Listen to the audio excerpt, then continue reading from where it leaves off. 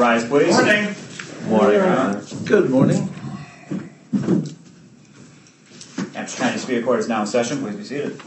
Good morning. Now before the court is Hampshire County Civil Action 1780 CV 0033, Patrick Buchanan et al. Versus the Town of Greenfield et al. This matter is scheduled for a jury trial. All right, counsel, if you'd be so kind as to identify yourselves for the record, starting over with plaintiff's counsel. Your Honor, Timothy Ryan for Patrick Buchanan. All right, good morning. Good morning, Your Honor. Madam Clerk, Michael McDonough on behalf of Todd Dodge. Good morning. Good morning, Ronald Lernquist on behalf of the defendants, Town of Greenfield and Chief Hague. Good morning. And Erica Brody on behalf of the defendants as well. All right, good morning. Alexander Keston, also on behalf of the defendants. Okay, good morning. All right, so if you'd be so kind as to identify and introduce me to your clients. Your Honor, Patrick Buchanan. All right, good morning, sir. Good morning, Your Honor. Your Honor, Todd Dodge. All right, good morning. And Good morning, Your Honor. Chief Hague. okay, good morning. Welcome to all of you. I brought you in just for a few minutes because we're going to impanel in just about 5 minutes or so. I did want to talk to you about a couple things. First, I received this morning a motion to reconsider, which I have denied. I also received a motion for judgment on the pleadings, which I have denied. My written rulings, my endorsement are on the motions themselves. As to the voir dire questions number 23 and 24 that related to the Confederate flag, those are not coming in. Those are denied, okay? There's a request for a voir dire of Mr. Cheatham, which we can, that was part of an objection that I received. It wasn't in the form of a motion in limine, but I will take that in that regard. And so I will need to do a brief voir dire of Mr. Cheatham prior to his testimony. We're going to be going half days. I tried to fill us out today, but I respect counsel have other obligations. I get that. That's fine. I would like to go full morning. We'll see where the morning takes us, but which includes opening statements and possibly direct examination. But once again, that depends if we can seat 8. And we'll have to schedule Mr. Cheatham's voir dire. Is he local? Your Honor, he's in Western Massachusetts. Okay, all right. So we're going to need to talk about that since, as we discussed, we've got a short week. We're only going Tuesday, Wednesday, Thursday. There is no trial on Friday. There's no trial on Monday because it's Patriots Day, which gets me to my next question is, most importantly, when can I approximate for these jurors that the case will go to them for their deliberation? Your Honor, maybe the end of next week. Okay, seems to me that's a bit long, and this is an important part of my approximation because the longer I go, the more difficult it is to pick jurors. I'll tell you right, and I'm just looking for a fair approximation. If that's what your approximation is, that's what I will tell them. 60-something exhibits, and some of them are dense, and we're going to spend some time reviewing them. Okay. Yeah. Okay, so you think to the 22nd. Attorney Keston, is that your sense as well? I don't know what he's going to do in this case, but as to the First Amendment issue, so I understand you've denied the motion. You're going to send that question of whether it's protected speech to the jurors. I'm not even going to comment on your motion. So my only question is, when do you anticipate that the case will go until? Do you agree that the 22nd is the date? I don't know. Okay. I'll run with the 22nd then. We only have 40 jurors today, okay? We summoned in 70. 20 just didn't show up, which I don't take to be funny, but they just didn't show up. And I can anticipate that tomorrow. If I'm going to tell them the 22nd, I'll anticipate that the impoundment will run through tomorrow. Whatever it is, okay? Well, my brother talked about the protected speech. I'm not even getting into that. I've ruled. Okay. So that's what we have. We're going to bring in the jurors now. It's going to be, well, they're 40, so we should be able to squeeze them in. And so we'll get started. I'll see you all shortly. Court, all rise, please. Good morning, everybody. Morning, Your Honor. All right, let's get started. Members of the jury pool, if you could please remain standing, all of us may be seated. Thank you. If the jurors could please raise their right hands to be sworn. Do you swear that you will make true answers to such questions that may be asked of you by the court or by order of the court, so help you God, or do you so affirm? I do. You may be seated. Well, ladies and gentlemen, thanks very much for your patience. I do greatly appreciate it. My name is Judge Mark Mason. I'm an Associate Justice of the Superior Court. I suppose a fun fact, we here in the Superior Court are proud to be the oldest trial court in the United States, at just about 160 years young. And together with the other departments of the trial court, as well as the appeals court and the Supreme Judicial Court, ladies and gentlemen, we operate under the longest continuously enforced Constitution in the world. And so indeed, here in Massachusetts, our heritage is a very proud one, and one that you partake in today. Right, let me first ask you the most important question that I might ask you, and that is, can you hear me? So if you can hear me, please raise your hand nice and high, and I'll take a quick round. And okay, we're looking good so far. Ladies and gentlemen, our trial court policies encourage you to wear a mask, but do not require you to wear a mask. I will ask counsel, however, when we come sidebar, to please wear a mask for the jurors' comfort. More on that in just a little bit, ladies and gentlemen. Well, we're here today for the impanelment of a civil case. This is not a criminal trial. This is a case, ladies and gentlemen, which arises from a dispute between private parties. And I'll tell you a little bit more about this case and the claims and defenses in just a brief moment. But first, I want to introduce our court staff. I have First Assistant Clerk Magistrate Doran here. I also have our court officers, Officer DeRoche, Officer Busey, and Officer Sadowski. Now, a word about our court officers, ladies and gentlemen. They are very important people because effectively they're my eyes and ears on the ground. So that if you have any needs during the course of this morning's impanelment, just raise your hand and one of them will come immediately to your side, and we'll do whatever is necessary to ensure your comfort. Now, in a few moments, I'm going to pose some questions of you, and none of them is terribly personal or probing. But the reason why I ask these questions is to accomplish what we do best here in the Superior Court, and that is to ensure that the 8 jurors who were selected for service on this case are utterly fair, are impartial, are not swayed by any personal likes or dislikes toward either the plaintiffs in this case or the defendants in this case. And ladies and gentlemen, indeed, there may be no right or wrong answers to these questions, so I'm just going to ask you to please err on the side of caution. If you believe that the answer is yes, just raise your hand with your juror number card in it. So now might be a good time to get that card at the ready. And the court officers will record your numbers. And the reason we do that is because I'll be bringing you up here what we call sidebar for a private conversation. And my first question of you will be, did you raise your hand in response to any of the questions? And we're going to inquire in that regard. If you happen to have a writing utensil, something you could write in the back of your juror card if you wish, that might be a good place to record which either question numbers that you answered or what your answers to the questions were. Okay? Now, after I've asked all the questions, as I indicated, we're going to bring you up in numerical order. Please rest assured there are no trapdoors between me and you, no alligator pit. We want you to feel comfortable as you approach. We're looking for your candor. We're looking for transparency as you come forward. A couple of ground rules relative to those sidebar communications. Please speak loudly enough so that we can hear you, and by we I mean myself and counsel and perhaps their clients, but softly enough so that the rest of the group does not hear what you are saying. Please understand that everything that is said and done in this courtroom, including those sidebar communications, is recorded, including all that I am saying right now. And if you believe any of the questions that I pose of you is too personal, just let me know. I've got the authority to modify a question, and counsel will have an opportunity to pose questions of you at sidebar. Certainly, if any of those questions, which is posed, makes you feel uncomfortable, just let me know, and I'd be happy to entertain your thoughts. Okay, now, I'm going to give you some additional information about this case and the people who are involved in this case. As I've just told you, this is a civil case.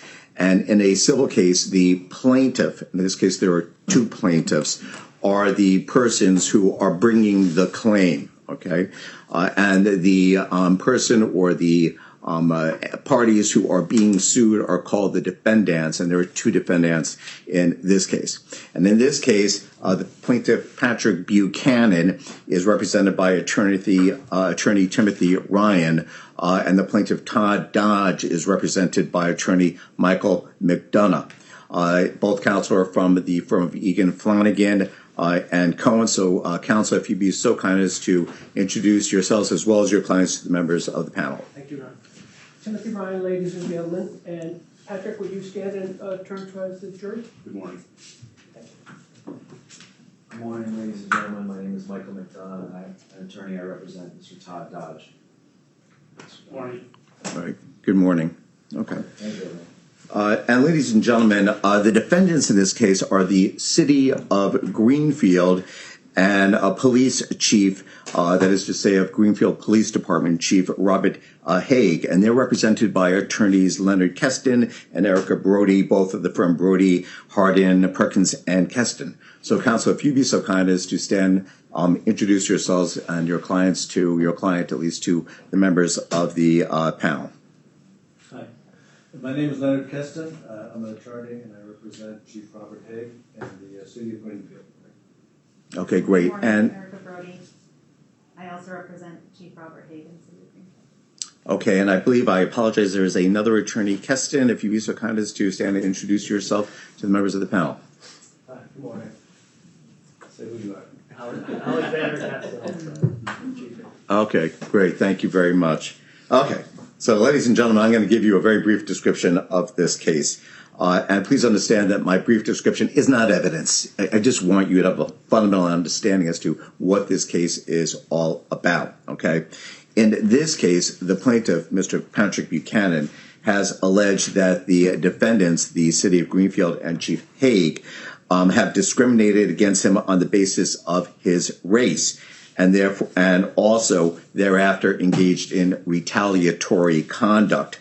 And the plaintiff, Todd Dodge, alleges that the city of Greenfield engaged in retaliatory conduct in violation of Massachusetts law. And the defendants, the city of Greenfield and Chief Haig, deny these claims. They're here for trial, ladies and gentlemen. Once again, my description is not evidence, just a brief overview as to what this case entails. Now, before we begin, I want you to understand, ladies and gentlemen, some fundamental aspects of the law that will apply to this case. But please understand that my brief description, my preliminary description right now, in no way replaces the very detailed instructions that I'll be giving to the 8 jurors who are going to deliberate this case. I just want you to have a basic understanding as to what the law in this case is about. And also, please understand that if the lawyers in this case ever describe to you what the law is, please understand that it is, with all due respect to counsel, it is what I say the law is that governs the conduct of this case, not what counsel state or suggests that it is. As I've already told you, this is not a criminal case. It is a civil case. And in a civil case, the plaintiffs have what we call the burden of proof, of proving each and every element of their claims by what is known as a preponderance of the evidence. And that's just a fancy term, ladies and gentlemen, for saying that the plaintiffs must prove each and every part of their legal claims are more probably true than not true.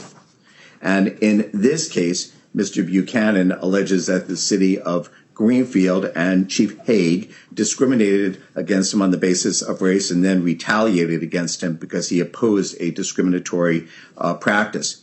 And in order to prove a claim for discrimination, race discrimination in this case, Mr. Buchanan must show 4, we call them elements, 4 things. 1, membership in a protected class.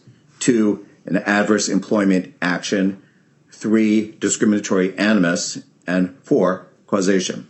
And once again, the burden of proof is on Mr. Buchanan at every step of this trial to prove each and every one of those elements are more probably true than not true.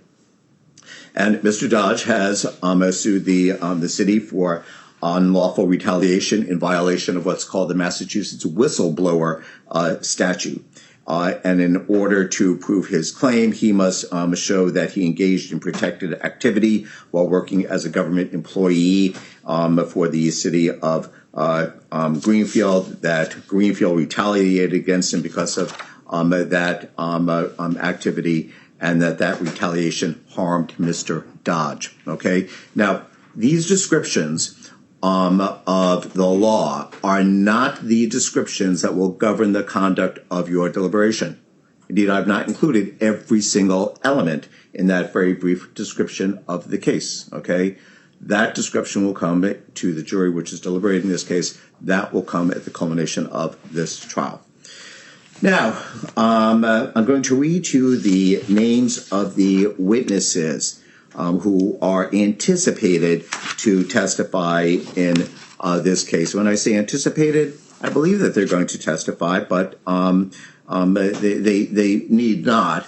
But I'm going to read these names to you, and I do so because we want to see whether or not you know any of these people. All right?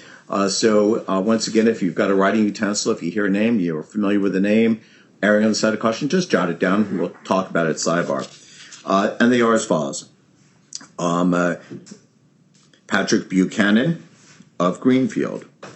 Joanne Buchanan of Greenfield. Todd Dodge of Montague. Chief Robert Haig of Greenfield. Sergeant Daniel McCarthy of Greenfield. Former Greenfield Mayor William Martin of Greenfield. Detective Todd Clark of Irving. Brenda Petullo of Greenfield. Deborah LaFlamme of Greenfield. Max Hamill of Greenfield. Keeper of the records for the Greenfield Police Department. Robert Cheatham, retired Springfield Police Deputy Police Chief. Mayor Roxanne Wedegartner, Mayor of Greenfield. And Eric Maskella of Hadley. Dan McLean of Shutesbury. Detective Richard Brook of Greenfield. Trooper Jeffrey Soto, Massachusetts State Police. Sergeant Jason Haskins of Greenfield. Alfred Donovan of Tewksbury. Lieutenant Joseph Burge of Greenfield. Lori Strolin of Gloucester. Blaze Barstow of Colquitt, Georgia. And Robert Pomeroy of Plymouth, Massachusetts. So those are the anticipated witnesses, ladies and gentlemen. Let me talk about our schedule. Our trial day here in Hampshire Superior runs from 9 till 1 with a mid-morning break for about 20 minutes or so. We do half days because we're a single judge county, and I've got motions and other matters that I'm required to hear in the afternoon. So we only go half days here in Hampshire County. Now, for better for worse, this Friday there will be no court in recognition of Passover and Good Friday. So there'll be no trial on this Friday. Not to be outdone, Monday is Patriots' Day. And so it's a state holiday, and we're all closed. And so we will be proceeding this week, perhaps starting Tuesday, Wednesday, and Thursday, and then all next week. Counsel anticipate that this case will go to the jury for its deliberation by a week from Friday. So that would be the 22nd, okay? And thereafter, the jury will deliberate. The jury deliberates full days until it reaches its verdict in this case. I respect that the jury selection process might be somewhat lengthy, but it is for good reason. It is to ensure that the jurors who are ultimately seated in this case are going to be utterly fair. They're going to be impartial. They're not going to be swayed, as I stated earlier, by any personal likes or dislikes toward any of the parties in this case. If you're not selected for service on this jury. Please don't take it personal. We have certain rules and procedures that govern the conduct of our jury selection. Okay. Now, I'm going to pose the questions I had previously gone through, and then we'll bring you up at Sidebar. So once again, as I pose the questions, if your answer is yes, or you think your answer might be yes, just raise your hand nice and high. The court officers will call off your juror number. That's your cue to put your number down, and we'll proceed in like fashion. Question number 1. Are you, any member of your family, or any member of your household related to or acquainted with plaintiff Patrick Buchanan? Record will reflect no affirmative answers. Question number 2, are you, any member of your family, or any member of your household related to or acquainted with plaintiff Todd Dodge? Record will reflect no affirmative responses. Are you or any member of your family or any member of your household employed by or otherwise affiliated with the city of Greenfield? Your Honor, juror number 44. Thank you, Officer DeRoche. Question number 4. Are you or any member of your family or any member of your household related to or acquainted with Chief Robert Hague? No affirmative responses. Question number 5. Do you know or are you related to any of the lawyers or any employees or people associated with the lawyers who were involved in this case? Juror number 28. Thank you. Do you know or are you related to any court personnel, including myself? No affirmative responses. This is the uncomfortable question. Do you know or are you related to any other members of the panel? This means you have to kind of look at each other now.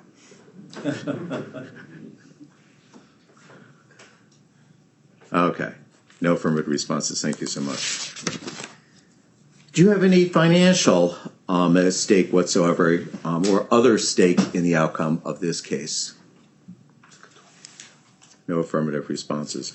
Have you expressed or formed any opinion with respect to this case or the people who are involved in this case? No affirmative responses. Are you aware of any bias or prejudice you may have in regard to this case in favor of or against any of the parties? Your Honor, number 36. All right. Thank you, Officer Busey. Do you have any knowledge of this case gained from any source other than what you just learned here this morning? No affirmative responses. Are there any reasons, such as language difficulty, hearing impairment, medical problems, mental health issues, religious or ethical beliefs, or the like, that would affect your ability to serve on this case in a manner which is fair, a manner which is impartial? Your Honor, juror number 21. And juror number 18. And juror number 42. Thank you. And one more, Your Honor, number 32. Thank you. Sorry, can you repeat the question? Certainly, I'd be happy to. Is there any reason, such as language difficulties, hearing impairment, medical problems, mental health issues, religious or ethical beliefs, or the like, which would affect your ability to serve on this jury in a manner which is fair and impartial? Your Honor, number 36 and number 8. And one more, number 34. Thank you. Now, based upon my brief description of the case and my brief description of the burden of proof by a preponderance of the evidence, that each and every element of plaintiff's claims are more probably true than not true, that is there anyone who does not understand that burden of proof as I have just articulated it? No affirmative responses. Is there anyone here who would not agree to follow my jury instructions as to the law, including but not limited to my instructions pertaining to that burden of proof? No affirmative responses. Have you or any close member of your family ever worked as a police officer or in any civilian capacity within a police department? Your Honor, number 14, number 2, and number 13. And juror number 22. 27. 25. 40 and number 7. Thank you. Question number 16, have you or any close member of your family ever worked in a human resource or human relations department in any way, or in that capacity in any way? If someone has their phone on, please silence it. Thank you very much. All right, record reflecting up. There's one. Social workers and stuff too? Human resources or just if you're err on the side of caution, you could raise your hand and we'll talk about it at sidebar. Thank you.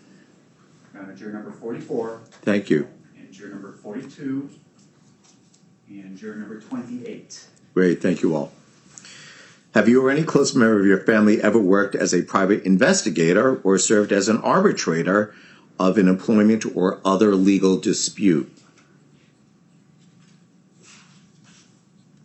Okay, no affirmative responses.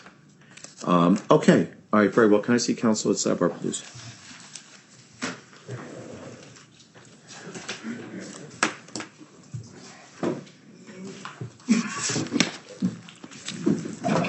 Melissa, I want to ask you.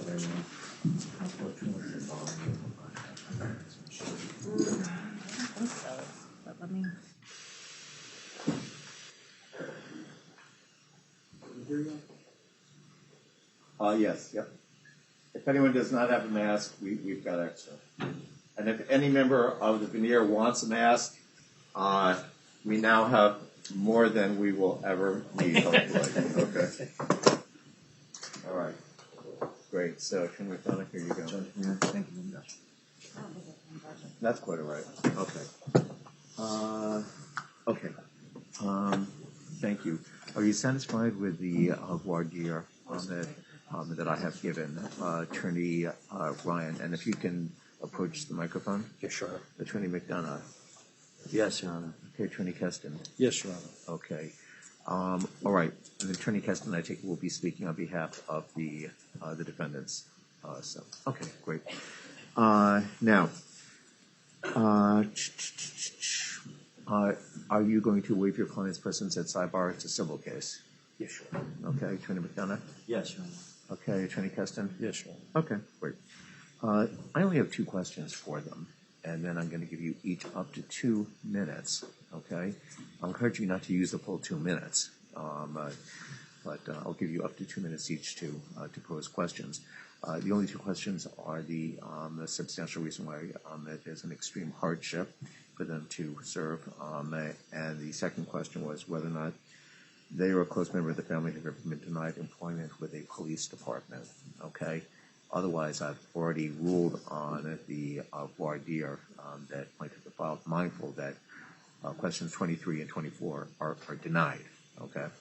Any questions before we start bringing up the jurors? No, Your Honor. Okay, we're going to hopefully seat 8. You each have 4 peremptory challenges. I'm not going to alternate. It's just too confusing with 4 parties. Okay. And so the way we will do this is I'll bring up the first juror. I'll ask the juror to step back. I'll entertain any challenges for cause. If there are no challenges first you'll pose your inquiry. Presumably there are no challenges for cause, then counsel will have to exercise their peremptory challenges now, starting with Attorney Ryan, then Attorney McDonough, then Attorney Keston. And Attorney Keston represents both the city and Chief Hagan, so he'll have a total of 8. I am, and feel free to comment, Officer, I just want to make a finding in terms of how many people are out in the veneer right now total? 40. 40. Okay, thank you. There are 40 members of the veneer. I do not see any individuals who appear to me to be either black or person of color. Okay? Does counsel wish to be heard about my observations? No, Your Honor, I agree. Okay. Agreed, Your Honor. That's what it seems like. Okay. Right. Very well. Okay. Let's begin. So, ladies and gentlemen, what will happen is we're going to bring you up here at sidebar. We're going to have a couple of questions. The lawyers, as I indicated, will be permitted to pose questions of you. Then I'm going to ask you to be so kind as to step back for the court officer. That's your cue to be so kind as to step back for the court officer. I'll talk to the lawyers. and we'll proceed in like manner. We are expected, if possible, to begin this trial today if I get 8 jurors. If not, then we will begin the trial tomorrow morning, okay? All right, let's begin. Are you going to ask the two questions? One moment, yes. Are you going to ask them the hardship question? At Sidebar. Yeah, no, I always ask again. Okay, let's begin. Okay, jurors, if you pay attention, you calling up by number, and as you calling up, because I'm on with you. All right, so Patrick's had jury numbers 2 and 4. 2 and 4.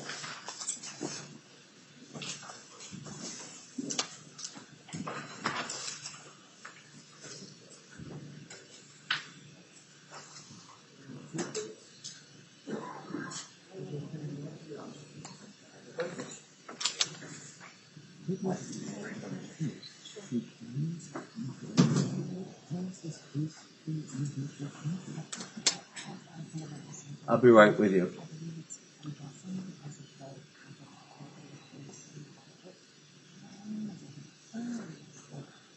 Wait, let me just raise a question that just, I didn't see over there. I apologize, I didn't see her standing there.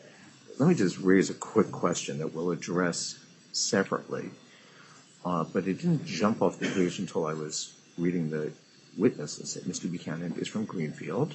Was he from Greenfield at the time that he filed the complaint? Yes, Your Honor. Okay, and Mr. Dodge is from Greenfield as well? Yes, Your Honor. How is this case in Hampshire County? Your Honor, it was discussed in our first case management with Judge Ford back in 2017, 2018. I filed it here. Or our first session with Judge Ford many, many years ago, 2017, 2018. Okay, we'll pursue this a little bit, but it didn't strike me until I read his address and I checked the pleadings. So, okay, let's move forward. We'll follow up. Let's continue. Okay. All right, welcome and thanks for your patience. I do greatly appreciate it. Did you answer yes to any of the questions that I posed earlier? I did. What were the questions and your answers, please? I answered in the affirmative of having family members serve in the police and court. Okay, and who are those family members and what do they do? Not names or... My sister worked in probation. Brother-in-law worked in the police department, my local police department, and also worked in the court system as a court officer. Okay. And so the local police department would have been in Ware, perhaps? Yes, okay. Ware. And the probation department was? Eastern Hampshire, and then Hadley. Okay. Understanding the brief description that I've given you, is there anything about the work that they do, your relationship with those people, that you believe would affect your ability to be fair and impartial? I would do my best to be fair and impartial. All right, very well. Did you raise your hand in response to any of the other questions? No. Is there a substantial reason why it would be an extreme hardship for you to serve on this jury, mindful of the schedule that I've outlined for you?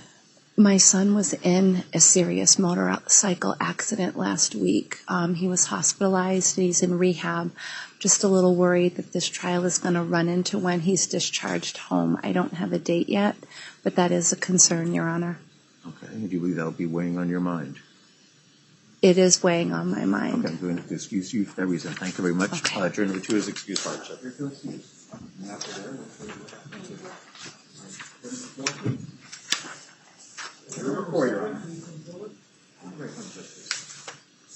Hi, how are you? Hi, welcome. good. Thanks for your patience. I do greatly appreciate it, sir. Did you raise your hand in response to any of the questions I posed earlier? No, I didn't. Okay. And is there a substantial reason why it would be an extreme hardship for you to serve on this jury? No. Okay, very well. Have you or any close family member ever been denied employment by a police department?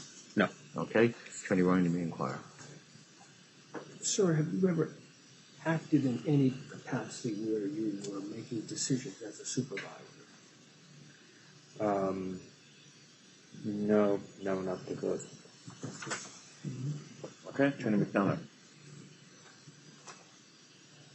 Nothing. Okay. Attorney Kespin. Good morning. Morning. Do you have any feelings, positive or negative, about the jury system? The jury system, I think of it positively. Thank you. Very well. If you be so kind as to take a few steps back toward the court officer, I'll confer with counsel. I do find that juror number 4 stands indifferent. Is there any challenge for cause? Challenge for cause. And I'll ask you to come a little closer so we can capture you.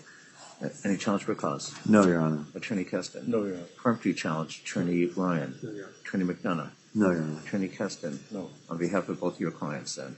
No, sir. Okay, very well. Juror number 4 will take seat number 1.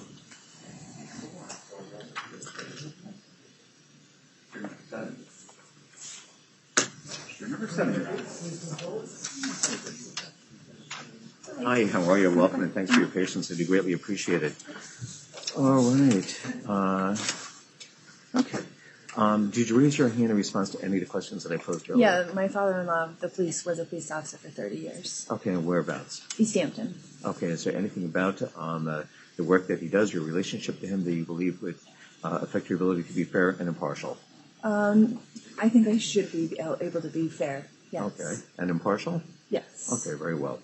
And your mother-in-law works in the Superior Court? Correct. Okay, here? Yes. Oh, okay. Pat Shepard. Right, gotcha. Okay, understand. Okay, very well. And she is here in the clerk's office. She won't be in the courtroom, though. Correct. Is there anything about your relationship to your mother-in-law, the work that she does, that would affect your ability to be fair and impartial? No. Okay. The only thing that I can add, if that's okay for me to interject before. I'm listening. So my son has a lot of emotional needs, and I homeschool him because he's been suspended from school, so it's really hard to find daycare for more than one day. So just want to add that. Okay. Is that going to pose a hardship for you? Yes. I'm going to excuse you in that basis. Thank you very much. Have a good day. Number 7 is excused hardship.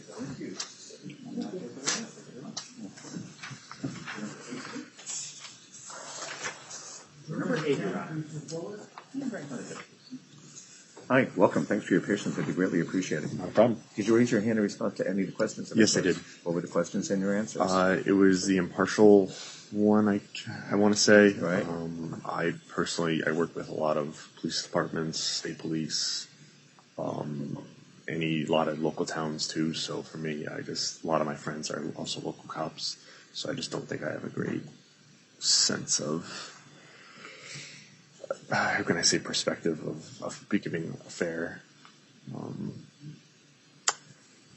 right. Well, understanding that the parties in this case are effectively all police officers or were police officers on both sides of the case, do you believe that you can be fair and impartial? No.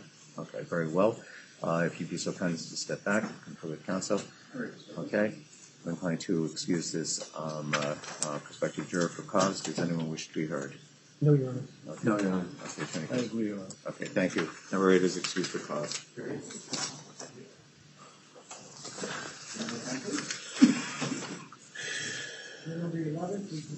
number 10, Your Honor. Welcome, juror number 10. Thanks for your patience. I do greatly appreciate it. Did you raise your hand in response to any of the questions? No, I did not. Okay. Is there a substantial reason why it would be an extreme hardship for you to serve on this jury? I don't know. I don't have childcare lined up for my kids during the school vacation. But I'm sorry, you're saying what? But next week is school vacation, so if it's going on, I don't have childcare arranged. But I okay. suppose it could be. Okay. As I understand what you're saying, you do not have childcare for next week, and the case will certainly be ongoing then. Is that correct? Yes. Okay. But I do have an older daughter who can watch the younger one in an emergency. Yes. I mean, she Okay. can watch. I have anticipate- in-house babysitting, I guess. Yeah. All right. But that's always great to have. I do anticipate that the case is going to go through to next Friday, and that you would be expected to be here between 9 o'clock and 1. Would that pose an extreme hardship for you? It would be difficult, but I mean, I could manage if I had to. Okay. Yeah, it would be hard. All right, very well. You know what I'm going to do? I'm going to ask you to be patient. I'm going to put you toward the end of the list, and we'll get you a little bit, okay? Okay. Please make yourself comfortable. Thank you. All right, you can have a seat again. Number 11. Number 11. All right. Good morning, juror number 11. Thanks for your patience. I do greatly appreciate it. Thank you. Good morning, Your Honor. Did you raise your hand in response to any of the questions I posed? I didn't answer yes. Okay. Is there a substantial reason why it would be an extreme hardship for you to serve on this case? No.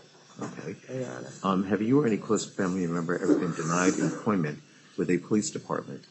No, Your Honor. Okay. I'm going to permit the lawyers to pose questions. Okay. Good morning. Good morning. You're a manager at CNS? Yes. And so as a manager, do you exercise or make decisions with respect to employment, schedules, discipline, etc.? Yes, sir.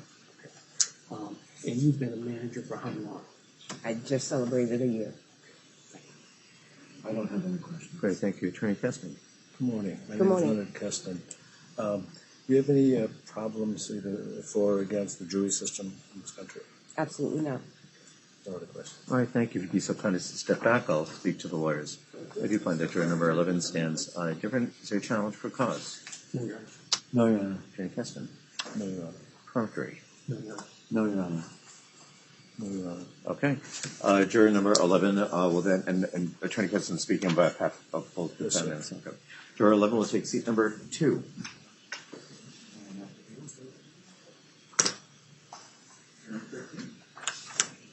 Number 13, Your Honor. Hi, how are you? Good, how are you? Welcome and thanks for your patience. I do greatly appreciate it. Okay. Did you raise your hand in response to any of the questions that I posed earlier? Yes, I said yes. I have a family in law enforcement.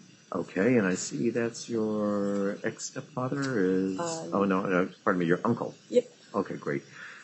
Anything about the work your uncle does, your relationship to him, that you think would affect your ability to be fair and impartial in this case? No. Did you raise your hand for any other reason?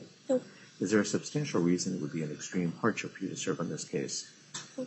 Have either you or any member of your family ever been denied employment with a police department? No. Okay, you can inquire. Attorney No, Ryan. no questions, Your Honor. Attorney McDonough. None, Your Honor. Attorney Keston. Do you have any issues in participating in the jury system? Okay. Anything else? No? All right, if you'd be so kind of step back toward Officer DeRoche, I do find that number 13 stands indifferent. Any challenge for cause? Challenge for cause? None, Your Honor. Challenge for cause? No, Your Honor. Peremptory challenge? No, Your Honor. Yes. Okay, peremptory challenge, who's that going to be for? Just so we know which. I have a chief. Okay, very well. Thank you. All right, peremptory challenge for Chief Hague.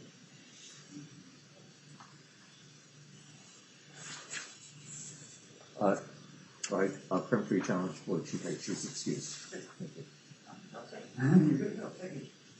All right, one moment, please.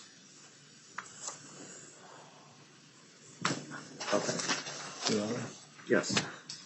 could you not let the jurors know who's challenging you? That's fine. I was talking to the clerk. Yeah, but they can hear it. That's fine. Okay.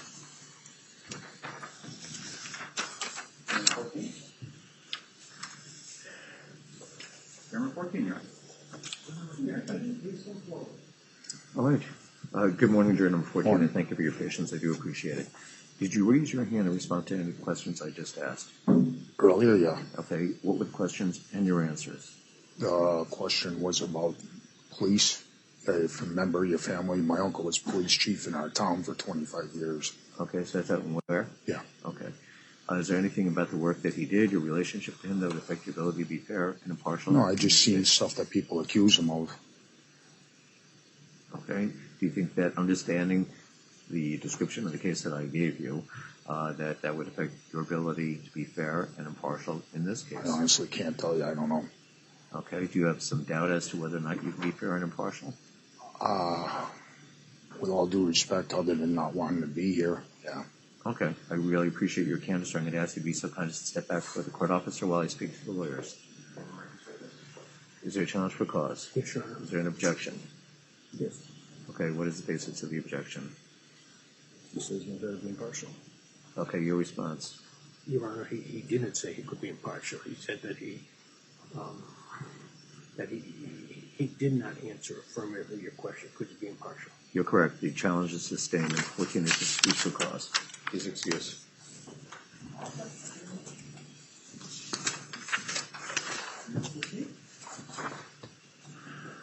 Number 15, Your Honor. Number 17, Franklin, forward. Welcome, juror number 15, and thanks for your patience. We really appreciate it. Did you raise your hand in response to any of the questions that I posed? If you could just speak up. No. Okay, thank you very much. Is there a substantial reason it would be an extreme hardship for you to serve on this case? No. Have either you or any member of your family ever been denied employment with a police department? No. Okay, Attorney Ryan. Ms. Nato, you're an IT. Oh, no names, just juror numbers. You're an IT manager at UMass? Mm-hmm. And how long have you been a manager? That's a good question. 6 months, 7 months. And in that time frame, have you made decisions with respect to employment, with respect to disciplines, or any of that? Preliminary decisions, yes. Attorney McDonough. No, nothing from me. Okay, Attorney Kester. Good morning. Morning. Do you have any negative feelings towards the jury system? To the jury system? Yeah. No. Thank you. All right, would you be so kind as to step back off and confer with counsel? As you find that number 15 stands indifferent, any challenge for cause? Challenge for cause? No, Your Honor. Challenge for cause? No, Your Honor. Peremptory? No, Your Honor. No, Your Honor. Nope. Okay, number 15, then we'll take seat number 3. Just turn that off for a second, I just want to say something. Ladies and gentlemen, we will only refer to you by your juror number, and in doing so, we mean you no disrespect. We only do so to ensure your privacy, as all that is said here at Sidebar is recorded. Thank you very much. Let's continue. Juror number 17. Juror number 17. All right, welcome, juror number 17. Hi, I'm doing fine. Thank you, sir. Really appreciate it. Did you raise your hand in response to any of the questions? No. Okay, is there a substantial reason would be an extreme hardship for you to serve? No. Okay, have either you or any member of your family ever been denied employment with a police department? No. Okay. Attorney Ryan. So you work as a state manager? Yeah. So that's outside, essentially? Yes. And Okay. Did you supervise crews? Yep. Okay. And have you ever had to exercise employment decisions with respect to termination, disemployment? Yeah. Okay, Attorney McDonough. No questions from me. All right, Attorney Custon. Yeah, I see you sat in the jury in Northampton before. Mm-hmm. How'd you like it? It was fine. Thank you. Yeah. All right, great. Could you be so kind of step back? I give on that number 17 stands indifferent. Any challenge for cause? For cause? No, Your Honor. For cause? Peremptory? No, Your Honor. Yes, Your Honor. Okay, peremptory challenge, and number 17 is excused, and that is for Mr. Dodge.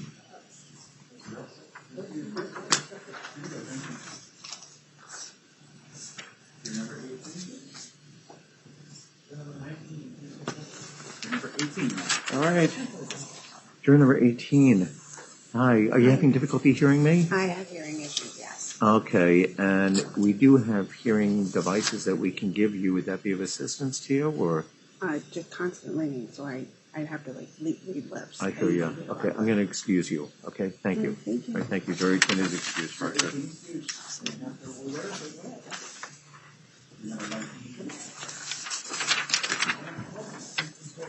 Number 19. Great. Welcome, juror number 19, and thank you for your patience. Did you raise your hand in response to any of the questions I just asked? Okay. And is there a substantial reason that it would be an extreme hardship for you to serve on this case? No. Okay. Have you or any close family member ever been denied employment with the police department? No. Okay. Attorney Ryan. No question, Your Attorney McDonough. And how long have you worked as a bank teller? 8 months now. And what was your occupation before that? I was a waitress. Okay. And did you attend schools in the area in Western Massachusetts? Yeah, I went to UMass. Okay. What year did you graduate? 2020. Okay. No further questions. Attorney Keston. Good morning. Do you have any negative feelings about the jury system? Thank you. Okay. You'd be so kind of step back for the court officers. I find that number 19 stands indifferent. Any challenge for cause? Challenge for cause? No, Your Honor. Challenge for cause? No, Your Honor. Peremptory challenge? Honor. No, Your Honor. Peremptory challenge? No, Your Honor. Attorney Keston. No, Your Honor. Okay, number 19 will take seat number 4. Number 20.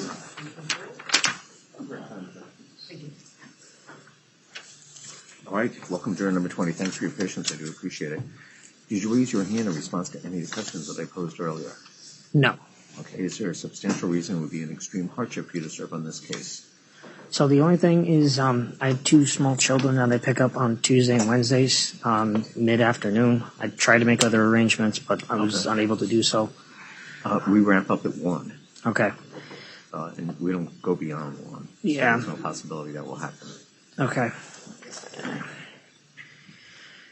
It'd be tight. Okay, when do you pick them up? About 1:30. I see. Okay. And where do you pick them up?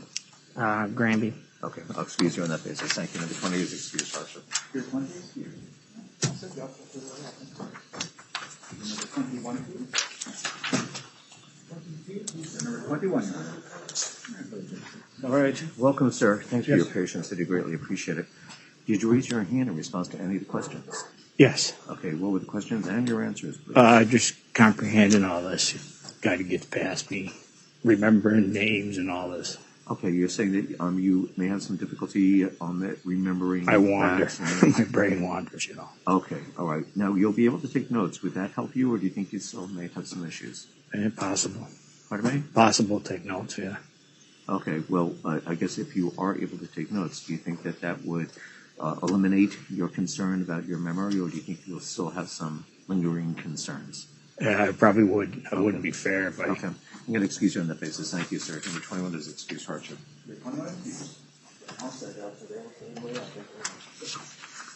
22, please. Number 22, Your Honor. Hi, welcome, and thanks for your patience. I do greatly appreciate it. Did you raise your hand in response to any of the questions? Yes, I did. Okay, what were the questions and your answers, please? And my question was if I knew anybody in law enforcement or worked in law enforcement. Okay, very well. So I need to tell you who they were. You Is that what you're looking don't for? need to give names, but I see that you have a sister-in-law and a brother-in-law, both of them work for Goshen. Yeah, they're retired now. Okay. Both of them. Anything about the work they did, your relationship to them, that would affect your ability to be fair and impartial? No, Did you raise your hand for any other reasons? no, Is there a substantial reason it would be an extreme hardship for you to serve? no, Have you or any member of your family ever been denied employment with the police department? no. Okay, you may inquire. No questions, Your Honor. Okay, Attorney McDonough. May I just ask, your sister-in-law and brother-in-law, approximately how long did they work for the Goshen Police Department? Several years? Oh, yeah, several years, probably 10 or more. And were they in the leadership of the department? Were they patrolmen? Were they officers? My brother-in-law was the chief, Okay. and my sister-in-law was an officer. Yeah. And how long have you been research assistant at the University of Massachusetts? 22 years. And what is the field of research? Breast cancer. Nothing further now. All right, thank you. Attorney Keston. Good morning. Good morning. Do you have any negative feelings about the jury system? No. Thank you. All right, you can be so kind as to step back to the court officer. I do find that juror number 22 stands indifferent. Any challenge for cause? For cause? Yes, Your Honor. What is the basis? She is a relative who is a chief of a police department, or was at least a chief of a police department. There was a chief of a police department who was a party in this very case. Your Honor. Okay. She has not said that she can't be fair and impartial in that regard. The challenge for cause is denied. Any other challenge for cause? No, sir. Okay, peremptory challenge. Peremptory. Yes, Your Honor. Sorry, peremptory challenge and for Mr. Dodge. 22 is excused. You know, I didn't catch your first name. Alexander. Alexander. Okay, thank you.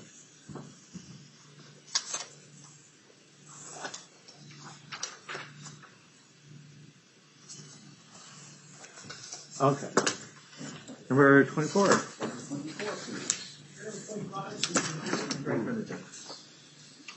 Okay, welcome and thanks for your patience. I do greatly appreciate it, sir. Indeed. Did you raise your hand in response to any of the questions I posed earlier? No, I did not. Okay, is there a substantial reason it would be an extreme hardship for you to serve on this case? No. Have either you or any member of your family ever been denied employment with the police department? No. Okay, you may inquire, counsel. Sir, you were an elementary school teacher. I'm a high school teacher. And how many years have you taught high school? 26 years. Okay. What subjects do you teach? I teach mathematics. Okay. Used to teach science. And it looks like your spouse also is Yes, a teacher? she teaches English. Okay. And it looks like your children are, you have 5 children? I have 3 and I have 2 stepchildren. Are they college students in the area? Or are they...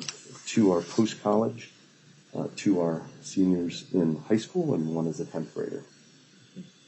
No questions. Okay, Attorney Kestner. Good morning. Hey, good morning. Which one? Do you have any negative feelings about the jury system? No. Thank you. All right, you'd be so kind as to step back before the court officer. If you find that Jeremy 24 stands indifferent, is there a challenge for cause? No, Your Honor. For cause? No, Your Honor. For cause? No, Your Honor. Peremptory? No, Your Honor. Peremptory? No, Your Honor. Peremptory? Yes. Okay, and who's it for? Okay, very well. Peremptory for the city. Number 24 is excused. 24 is City. What's that? For the city, yeah. Number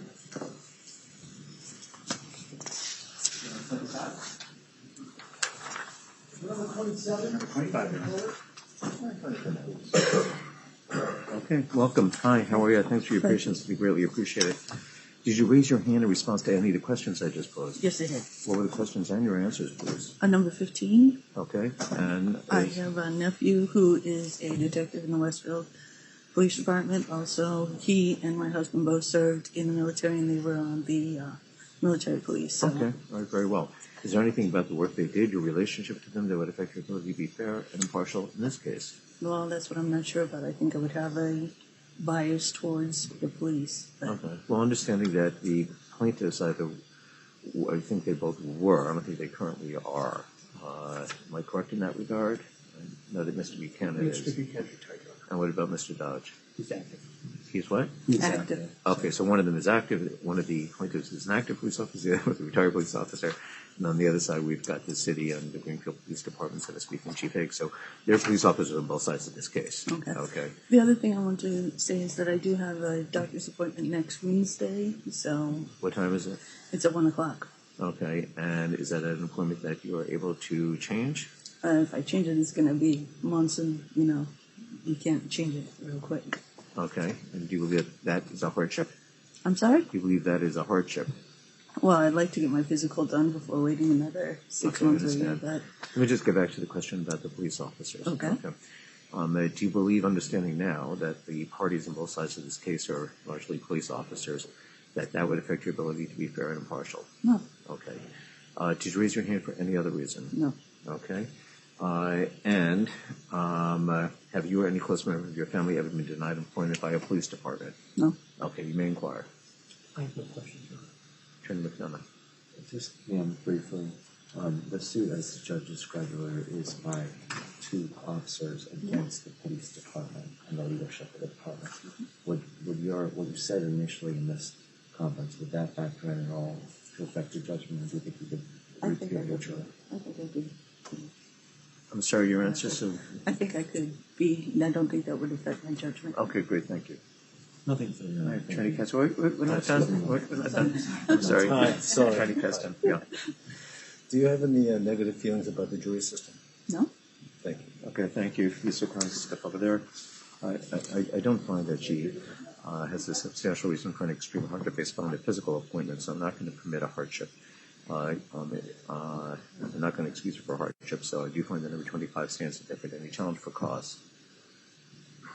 Your Honor, I would, but she did kind of say that she would, after much prompting, she would try to be neutral. Do you have a challenge for cause or not? So we have a clear record. Yes, Your Honor. What is the basis? That she took several promptings to say that she would be neutral.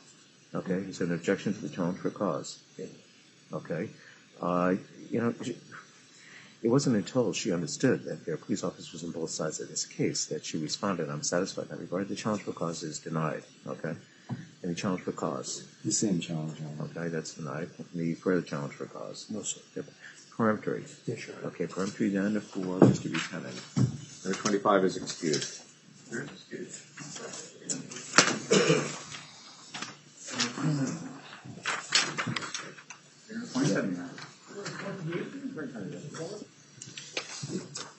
Hi, how are you? Welcome. Not bad, a little nervous. Oh, yeah, don't be nervous, trust me. I got over that years ago. Yeah. But I respect that. So, yeah. I respect that. We're not accustomed to standing in front of some guy in a black robe. So I hear you. We'll make it real quick, okay? Okay. And if you feel uncomfortable, just let me know, okay? Did you answer yes to any of the questions that I just asked you? I did. You did? That's why I'm here, right? 27? Yes. Did you answer yes to any of the questions I posed of the group? I did. Okay. What were the questions and your answers? Connected to a police officer. Okay. And I see that your maternal grandfather was a police officer in Holyoke? Yes. Is there anything about the work that he did, your relationship to him, that would affect your ability to be fair and impartial in this case? Not at this moment that I can think of now. Okay, very well. Did you raise your hand for any other reason? I would like to add that I won a case in a small claims court about 15 years ago against a roofer named John Collins. I've yet to see any of my money, and therefore my faith in the system is a bit jaded, and I'm not really sure I can bring my A game to this case based on that. I appreciate and I'm that. feeling very anxious right now. Okay, I'm going to excuse you on the basis of your feeling anxious. Thank you and have a good day. Okay. Thank you very much. And number 7 is excused hardship.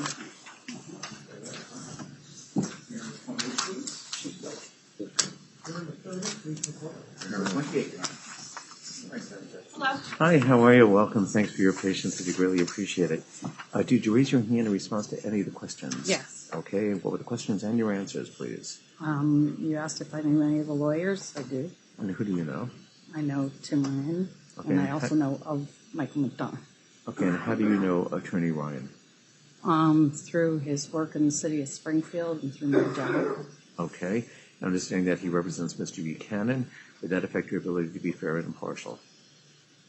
I don't think so. Okay. And if you could tell me a little bit more about how you know Attorney Ryan more than you've just articulated.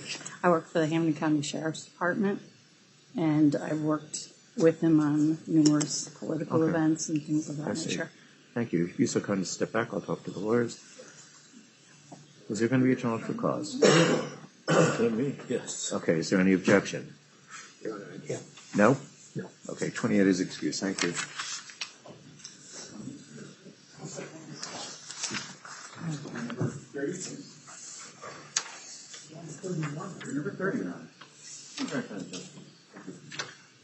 Okay, welcome, sir, and thanks for your patience. I do greatly appreciate it. Did you raise your hand in response to any of the questions that I raised earlier? I did not. Okay, and so you're an attorney, is that correct? That's correct, Your Honor. Okay, and do you work for CPCS, or you used to work for CPCS? I work right across the street today. So where's that? At the CAFL building, we have the... I'm sorry, but what do you do for work? I work for care and protection. So I do children and family law work. Okay, so you work for CPCS. That's right. Okay, thank you. I just don't know what is across the street, so your answer wasn't meaningful to me. I apologize. All right. Is there anything about the work that you do that you believe would affect your ability to be fair and impartial? And I note that you say maybe your legal training might affect your ability to be fair and impartial.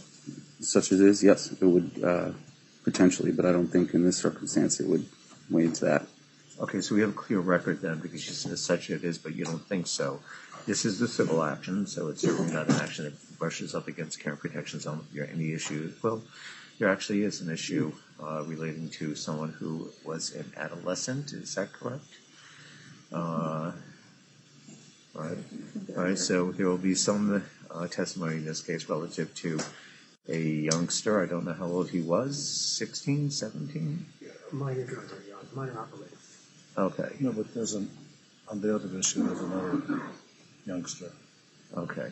So understanding that there is some evidence that I anticipate will be adduced in this case that relates to individuals who are minors. Okay. Do you think that would affect your ability to be fair and impartial? No, Your Honor.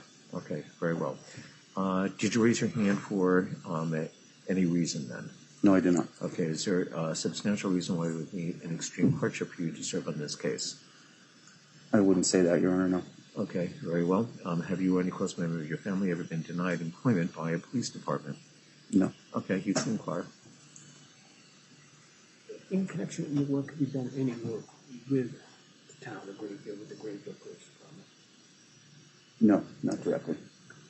Anybody comment? Sir, in addition to the employment discussed before, have you worked in any civil litigation capacity ever? Briefly, when I was in private practice, I took a couple of divorce cases, just a general practice type of. Didn't like it. Me either. It wasn't my game, let's put it that way. And then it looks like is your spouse also an attorney? She is. Okay, and where does she practice? So she has her own office in Northampton. She's under her own name. And what's the nature of her practice, sir? And she does primarily care and protection work as well, but she is in general practice, so she's able to take. I'm not able to take any other type of case, but she is.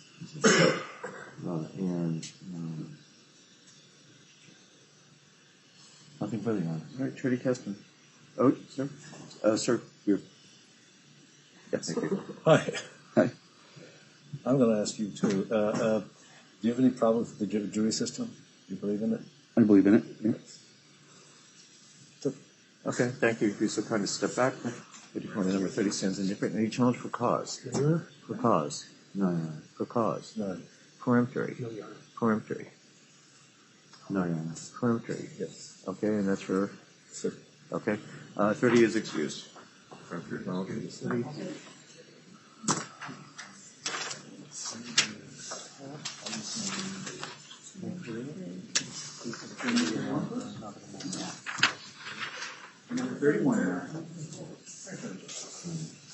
All right. Hey, good morning, juror number 31, and thank you for your patience. I do greatly appreciate it. Sir, did you raise your hand in response to any of the questions that I just posed? No, sir. Is there a substantial reason it would be an extreme hardship for you to serve on this case? No, sir. Okay. Have you or any member of your family ever been denied employment by a police department? No, sir. Okay, you may inquire. Sir, you work as a plumber? Yes, sir. And you've been a plumber for how long? 5 years.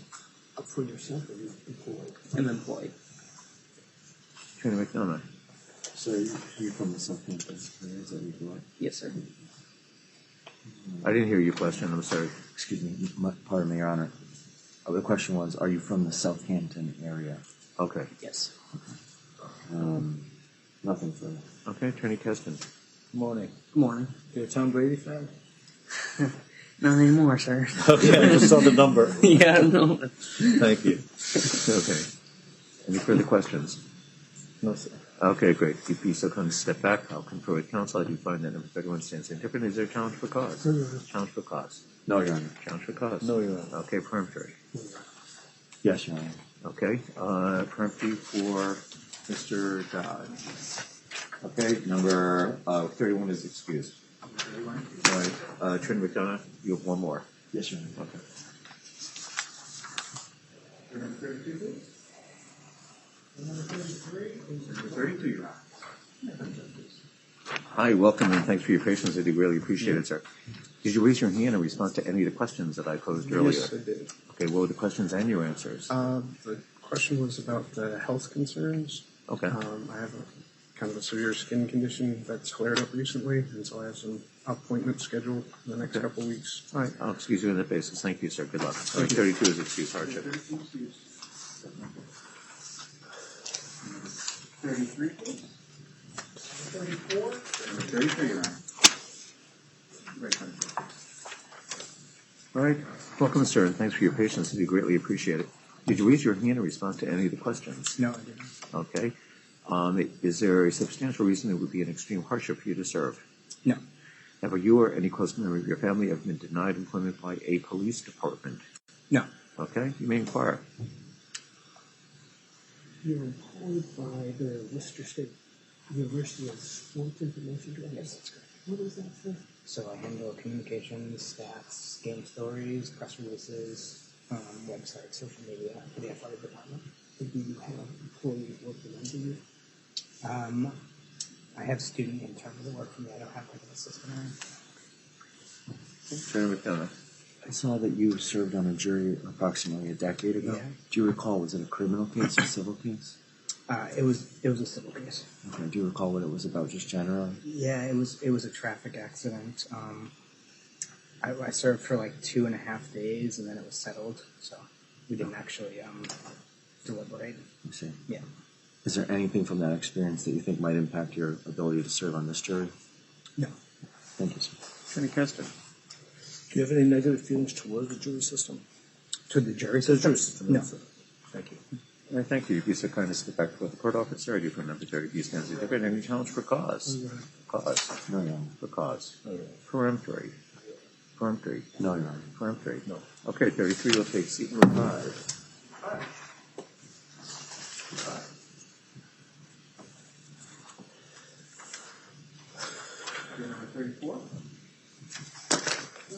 36. Juror number 34, Your Honor. Okay. Hi, and welcome. Thank you for your patience. I do greatly appreciate it. Did you raise your hand in response to any of the questions? Yes. Okay, what were the questions and your answers? Sorry. Just go ahead. It's the scroll. That's okay. So the current mayor, I've met her. I looked at some properties that the city is trying to redevelop in the city of Greenfield. I have CKD, which is chronic kidney disease, which makes me eat the bathroom more than most people. Okay. We can focus on that for a brief moment if you don't mind. Do you think that that would make it difficult for you to sit for periods of the CKD, I think you said? Yeah. Did it make it difficult for you to sit for periods of 2 hours or so on end? Okay. Yeah, and I have a vacation scheduled to go. Pardon me? I have a vacation scheduled to go see my daughter in Illinois. When is that scheduled? Saturday, we're leaving. Okay, I'll excuse you in that basis. Have a good time. Thank you. Thank 34 you. is excused hardship. 34 excused.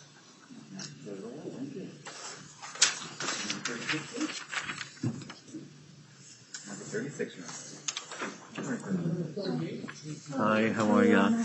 I see reading your questionnaire that you have some anxiety. I do. Okay, would that affect your ability to serve on this jury? I think so. I'm really nervous. I'm excuse you on that basis and wish you well. Have a great day. Thank you. 36 is excused hardship.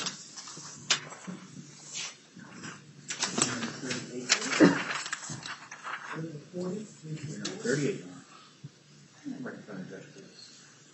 Hi, welcome. Thank you for your patience. I do greatly appreciate it. Did you raise your hand in response to any questions that I just asked? No.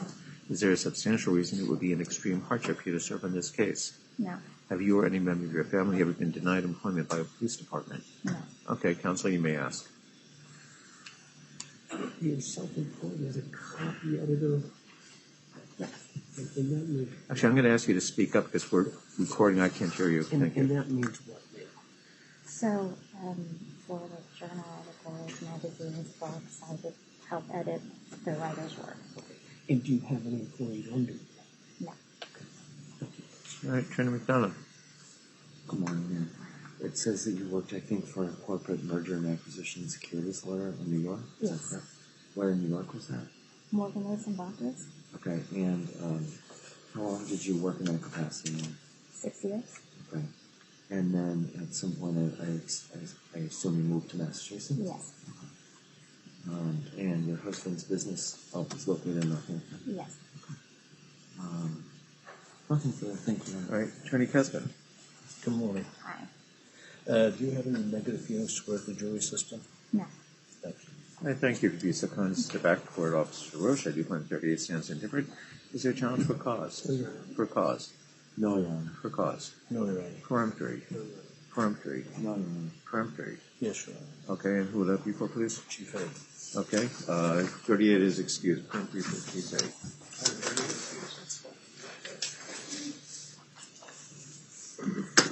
Number 42. Number 40, Your Honor. Thank you.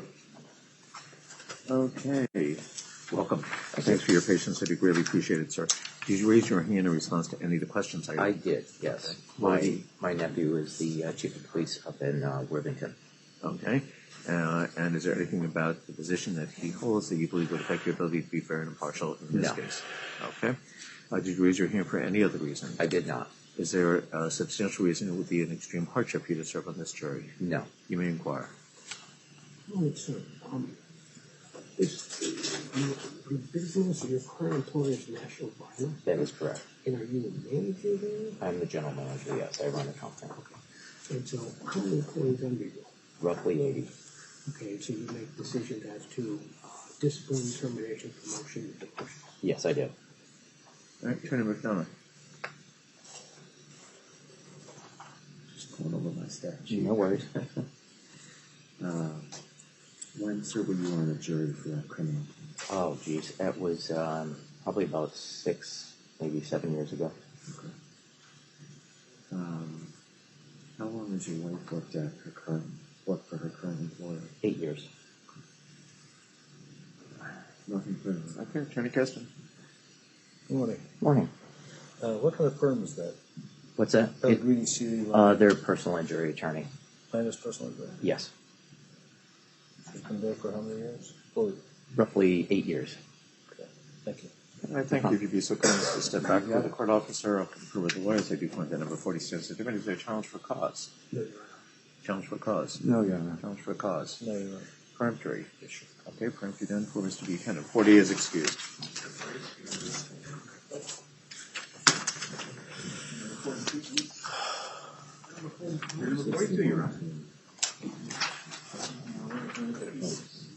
Oh. Hi, how are I you? forgot to raise my hand when you asked about police officers. My brother-in-law's a police officer. Okay, very well. And you could, if you want to just step a little closer, you can keep your voice down if you wish. Okay, if I have TMJ. I get crinkling in my ears. It's hard for me to level my speaking sometimes. Oh, okay. I do tend to yell. Okay, that's okay then. Do you have any difficulty hearing though? Yes, when it flares up, I get blockage in my ears and things here sound muffled. Okay, and does that happen frequently? It happens whenever it wants to happen. Okay, all right. Is that, do you believe that would affect your ability to serve on this jury and run as fair and impartial to the extent that you may? It may be difficult to hear. Okay, I'll excuse you on that basis. Thank you. Good luck, okay? Okay. 42 is excused. Perfect.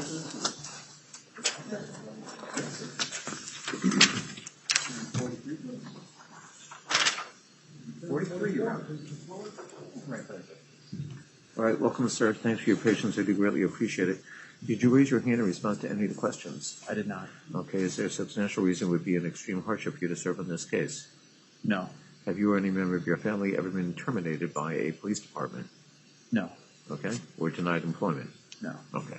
You may inquire. Sir, you've been a bar manager? Correct. And how long have you been doing it? 10 years. Okay, Senator McDonough. Just looking for my notes here. Your wife works for the University of Massachusetts, sir? That's correct. And sorry, I'm not being rude. I'm just talking to the microphone. Oh, yeah. How long has your wife worked for UMass? She's been there almost 7 years. And has she always been in the field of German studies or other fields? Since undergraduate school.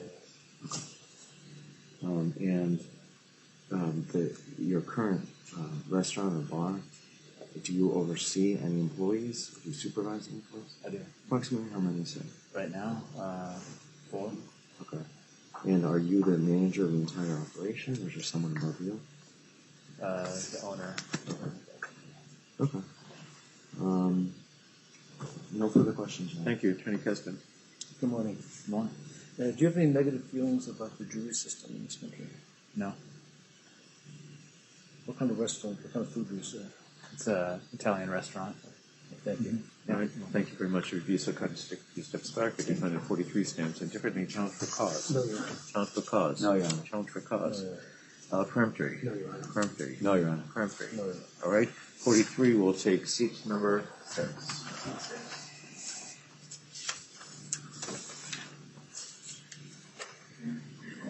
Get in there. Number 44, please. Number 44, Your Honor. Okay. Welcome, sir. I greatly appreciate all your patience. Did you answer yes to any of the questions I asked earlier today? I did, too. Okay, what were they? Been involved with a partnership with the city of Greenfield through work. We ran a program for a couple of years and through my business. And then have been in an advisory role since then, informally, but. With the city? Yeah. Okay. What kind of business? Solar energy. So we ran a program installing projects throughout the city in partnership with the city. And that's ongoing? The agreement, that contract is terminated. It's finished. It ran its Right. course. But then we continue sort of an advisory role now and again, friendly wise. Understanding that the city of Greenfield is a party to this action, do you believe that your relationship as such would affect your ability to be fair and impartial? I have, friendly thoughts, relations with the city, Okay. right? I respect your candor. Thank you very much. If you'd be so kind to step back for the court officer, I'll talk to the lawyers. This is going to be a challenge for a cause. Sure. Any objection? No. Okay, 44 is excused for cause.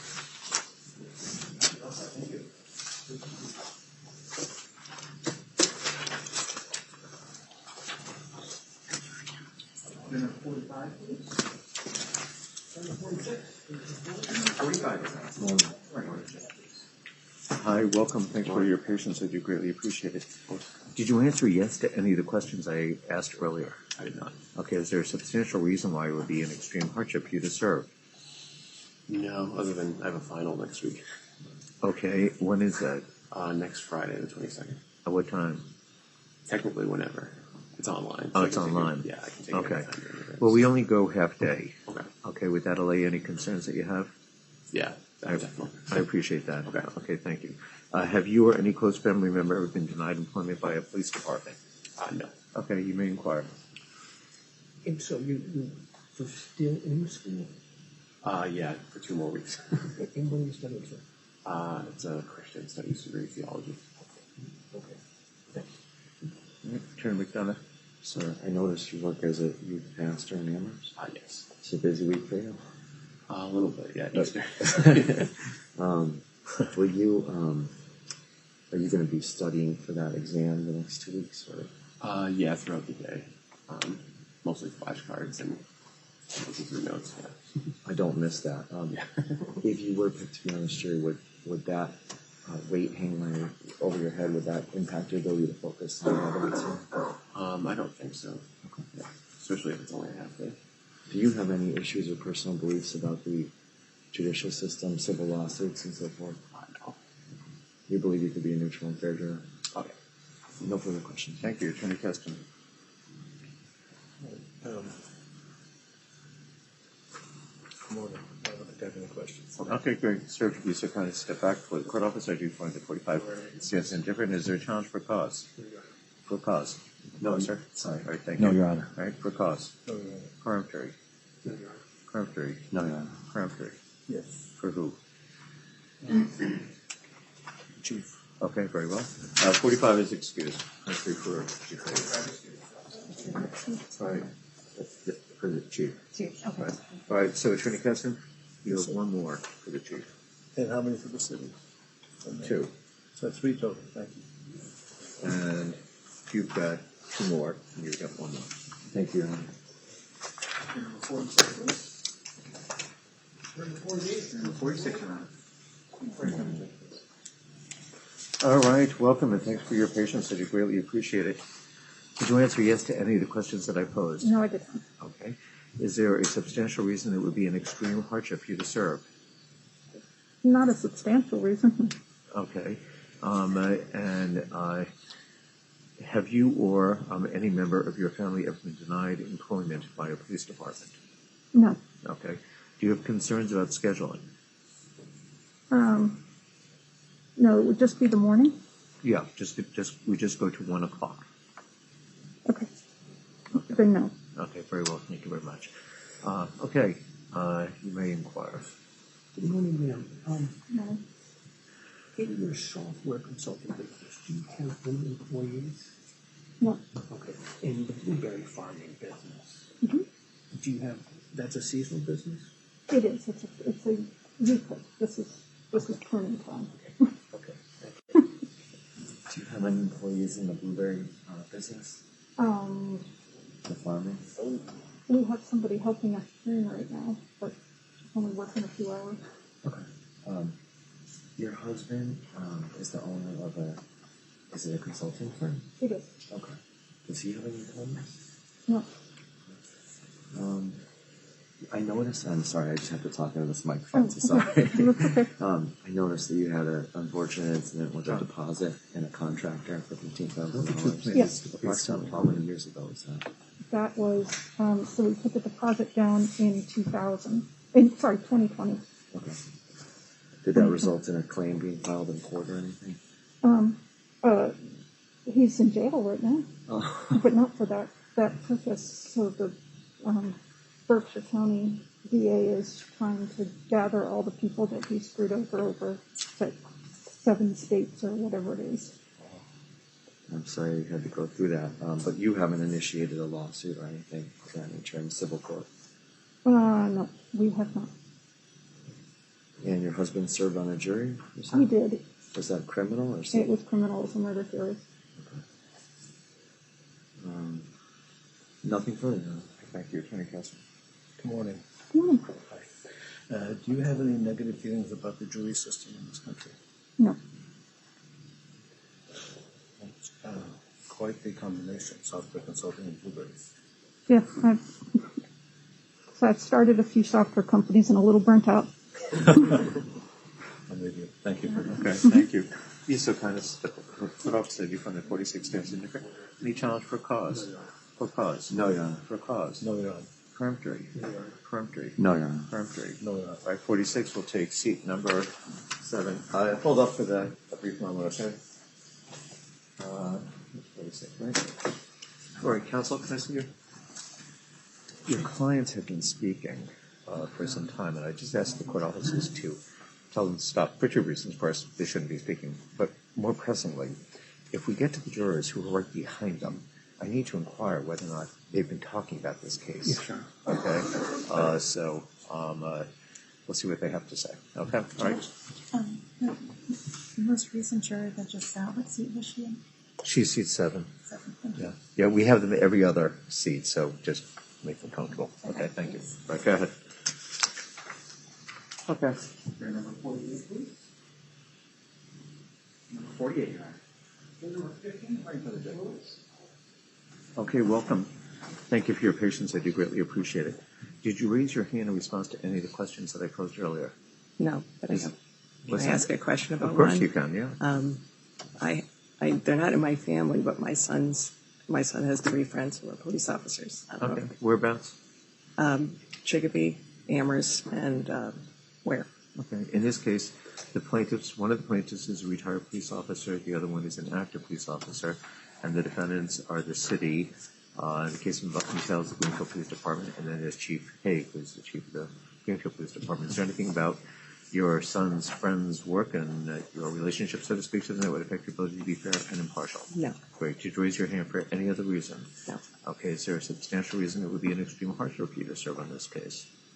I babysit for my daughter's kids every other Monday and Tuesday, so until next week. Okay. And what time do you babysit for them? All day while they work. All day. Okay. I'm going to put you at the bottom of the list, and if we need to get to you, we will. Okay. Thank you very much. I'll pass right now. Okay. Thank you.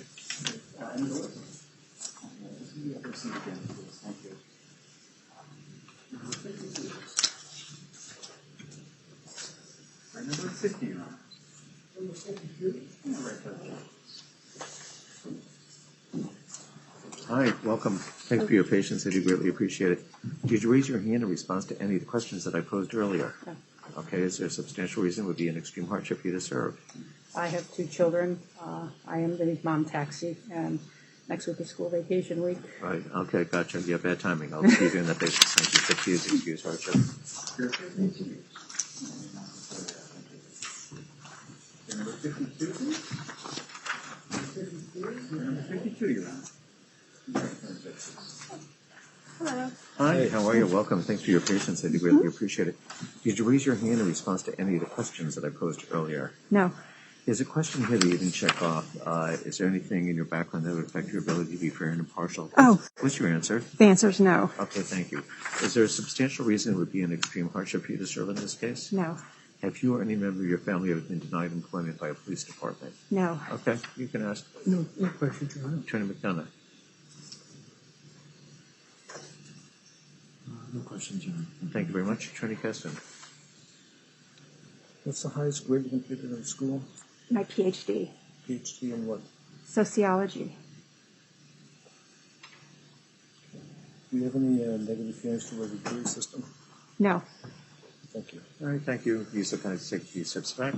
Would you find that 52 stands indifferent? Is there any challenge for cause? No, Your Honor. For cause? No, Your For Honor. cause? No, Your Honor. Peremptory? No, Your Honor. Peremptory? No, Your Honor. Peremptory? Yes, sure. As to? The chief. Okay, very well. 52 is excused. So, Chief Haig. So, that exhausts your peremptory challenges for Chief Haig. Okay. Number 53, please. Number 55, Speaker, Your Honor. Hey, good morning. How are you? Thank you. I'm good. Thank you for your patience. I do greatly appreciate it. Did you raise your hand in response to any of the questions? No, but I do have a hip problem, so sitting for a long time is troublesome if I can't get up and walk, but it's not consistent, so that's the only thing for me, that I have to sit with my legs sticking out. Okay. All right. That we can definitely accommodate. Okay. Moreover, in my courtroom, anytime anyone, either needs to stand up and stretch, you are free to do so. Okay. Okay. Second, if you need to take a break, just raise your hand. Okay, and we'll give you the opportunity. Would that be a sufficient accommodation? That would be good. Probably if I just take a break, then I'm good. Because I look like I'm just wiggling to just sort of get into a position. Okay, sure. Okay. Yeah. All right. Did you raise your hand for any other reason? No. Okay. And have you or any close member of your family ever been denied employment with the police department? No. Do you have any other concerns that relate to scheduling or of the sort? The only other concern I guess I have is in terms of trying to be partial in this case, in terms I not that I know a lot, but And actually, I'll ask you to lower your voice a little bit so that everyone can hear you. Thank you. Yeah. And trying to just really, listen carefully to both sides. But as I listen to what you said, I'm not forming an opinion, but I do have some concerns. What concerns do you have? Well, I think in terms Actually, here, there's to whisper. Okay, all right. I think more in terms of, trying to support our local police. I mean, obviously this is Greenfield, but I think that's maybe a bias that I have. Okay, thank you for your kind. I really appreciate it. If you so kind as to step back for Sure. the court officers. Is there going to be a challenge for cause? No. All right. If you can come back, and then I'll give you an opportunity to inquire then. Okay. The lawyers will have an opportunity to ask you questions now. Okay. And once again, if you could keep your voice nice and quiet, that would be helpful. Let me just follow up on the brief statement to the judge, who said you had concerns about your ability to be fair because you would not want to support the local police. That I would want to support the local police in terms of the actions that they Actually, I'm going to ask you both to face the mic because it's directional. We won't even pick you up. Please repeat your answer. Can you repeat the question so I can? You indicated you had some concerns about your ability to be fair in a case involving the local police. I'm just asking you to expound on that. I think more in terms of, certainly in Northampton, there have been some issues with the police in terms of funding, for one thing. But I think my personal bias is to feel that, for the most part, I think that the police department really does a good job. So I would certainly listen very carefully. But that is a personal bias that I have. Okay, Attorney McDonough. I gave you an answer.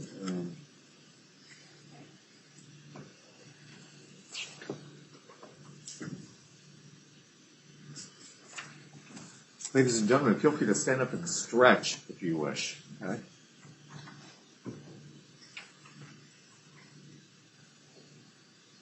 Nothing further, ma'am. Thank you. Attorney Kester. Good morning. You have a master's degree in what? Education. Education. Do you have any negative feelings towards the jury system? I don't. Thank you. Okay. If you'd be so kind as to step back for the court officer. I do find that juror number 53 stands indifferent. Is there a challenge for cause? Your Honor, I would challenge the court because she said that she would find it difficult to be fair and impartial. She wants to support the local police, and obviously this is Okay, is there an objection? Yeah. What is the basis? They're all police officers. They're all local police officers, every one of them. My concern in this case is that this prospective juror, and this is why I raised it initially, has expressed a concern, just in general, as to her ability to be fair and impartial, whether or not it is toward one part or the other, is really immaterial. She's demonstrated an inability to, or articulated one, to be fair and impartial. She's excused. Challenge for cause is allowed. 53 is excused.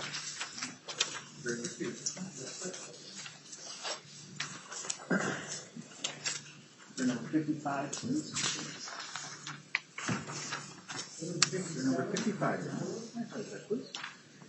Hi, how are you? Hello. Welcome. Thanks for your patience. I do greatly appreciate it.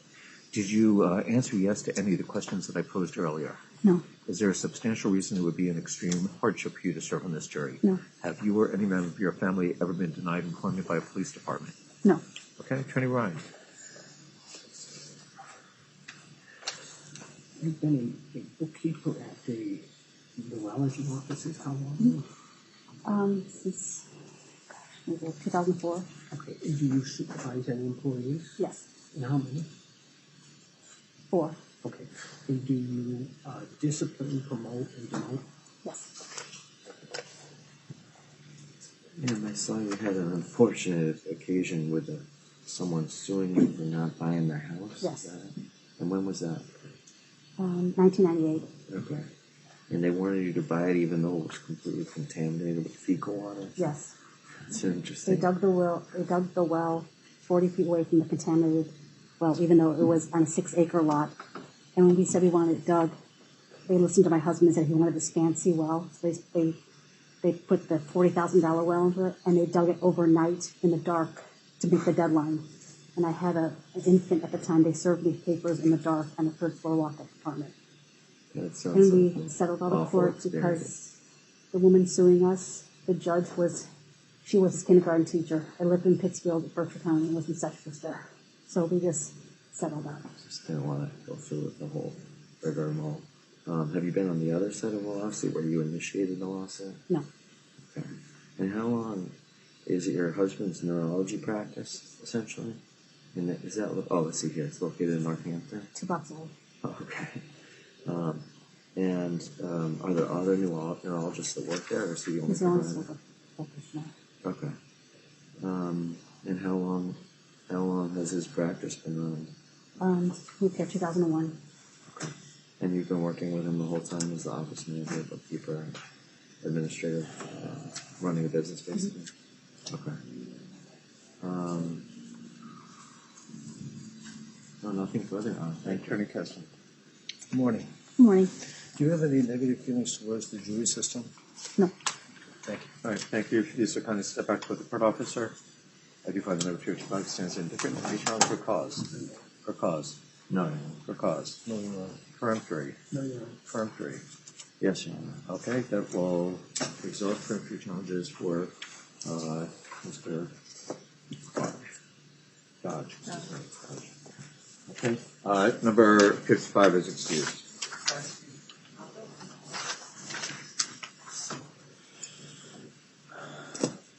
Number 57, please. Number 57, All right. Hey, welcome. Hi. Thanks for all your patience. I do greatly appreciate it. Did you raise your hand in response to any of the questions I asked earlier? No. Okay. Is there a substantial reason why it would be an extreme hardship for you to serve on this case? No. Have either you or any member of your family ever been denied employment by a police department? No. Okay. You may inquire. Hey, you've been an executive chef. Is that for the whole Providence place? Yes. Okay. And how many years have you done that? I've been there 3 years. Okay. Jenna McDonough. Is your husband's business in the area? Yes, Southampton. Okay. And how long has he been operating? With that business, 10 years. Okay. John. I have nothing further. Thank you so much. Thank you. Good.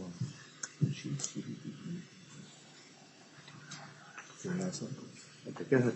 Inquire. Good morning. Good morning. Do you have any negative feelings towards the judicial system and the jury system? No. Thank you. Okay. If you'd be so kind as just to step back for the court officers. Right over there. Right over here. She was in the back row. Okay, very good. Thank you. Okay. Very well. You find that number 57 stands indifferent. Any challenge for cause? No, Your Honor. No, Your Honor. For cause? Peremptory? No, Your Honor. Peremptory. Oh, you don't have any more? No, Your Honor. Okay, very well. 57 will take seat number 8. Okay. Okay. Counsel, can I please see you? All right. And we can have this juror have a seat, please, for a brief moment. All right. So we have our 8 jurors, and so we're going to have them sworn in. I'll give them a chance to take a break when I talk about what we're doing today. Okay. I respect that some of you have can't be here in the afternoon. You've got witness preparation. I'd like to get as much done as we can. Obviously, just move this case forward. So what we'll do is we'll swear them in. We'll give them a break. I'll do my pre-charge. Then I'd like to do opening statements. Okay, you each have 15 minutes. Okay. Can I ask for 20, Your Honor? I can't hear you. Can I ask for 20, Your Honor? if you want to yield 10 of your minutes, truly, 20 minutes is not necessary in this case.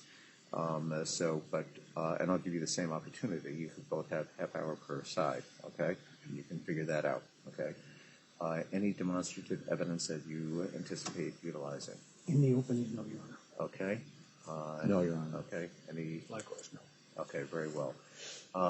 And then, so that'll take us to 11:30, maybe about 12:30. So maybe we'll, if we can get in some evidence, it would be great. Who's going to be your first witness? Mr. Buchanan, Your Honor. Okay, and are you ready to start with him? Are you ready to go forward with him today? Yeah. Yeah. Okay, we could revisit it after we finish the opening statements, but chances are you'll just be midway through your direct, so. He's going to be a long witness, sure. I respect that. Okay, very well. Anything further from counsel before we swear in these jurors and get started? No, Your Honor. No, Your Honor. I have a question I'd like to address before the openings. Okay. I sit down. Yeah, certainly. Well, you know what? Let me send them out and we'll do it on the record. Okay. Thank you. All right, very well. We have our 8 jurors. Let's swear them in. Seated jurors could please stand, and if you could please raise your right hands to be sworn. You shall well and truly try the issue between the plaintiff and the defendant according to your evidence, so help you God. I do. Thank you. All right. Well, ladies and gentlemen who were not selected for service on this jury, with my personal gratitude, the gratitude of the Superior Court, you are excused not just for the day, but for the next 3 years. We'll see you then. Okay. Thank you. They can leave. And for those of you who are seated and have been selected for jury service, first, we've got you every other seat just to make you more comfortable. And as I indicated, you're free to wear your masks or not wear your masks. That is your personal choice. Please be mindful and respectful of each other in that regard, both while you're here as well as in the jury room. Ladies and gentlemen, I'm going to give you a well-deserved break for the next, say, 15 or 20 minutes. We are going to try and move this case forward and get as much done today as we can. So we'll go through to 1 o'clock. I do so just to foreshorten the case as much as I can, and I hope that you appreciate that. I'm going to instruct you now, as I will repeatedly throughout the course of this trial, that you are not to discuss this case with anyone, including friends, family members, including yourselves. You could talk about the fact that it's going to be 70 tomorrow and you'll be done by 1, and so you can discuss whatever else you wish, but not the facts of this case, the people involved, the attorneys, anything having to do with this case. Nor are you to conduct any investigation or research into any matters pertaining to this case, and you are absolutely forbidden from looking at any media reports, whether they be online, on paper, in any format whatsoever. Having said that, I'll see you in just about 20 minutes, and we'll start with my preliminary comments to acquaint you with the trial of this case. I'll see you then. Members of the jury, please rise. Bring all your belongings with you. First row out. First, watch your seat.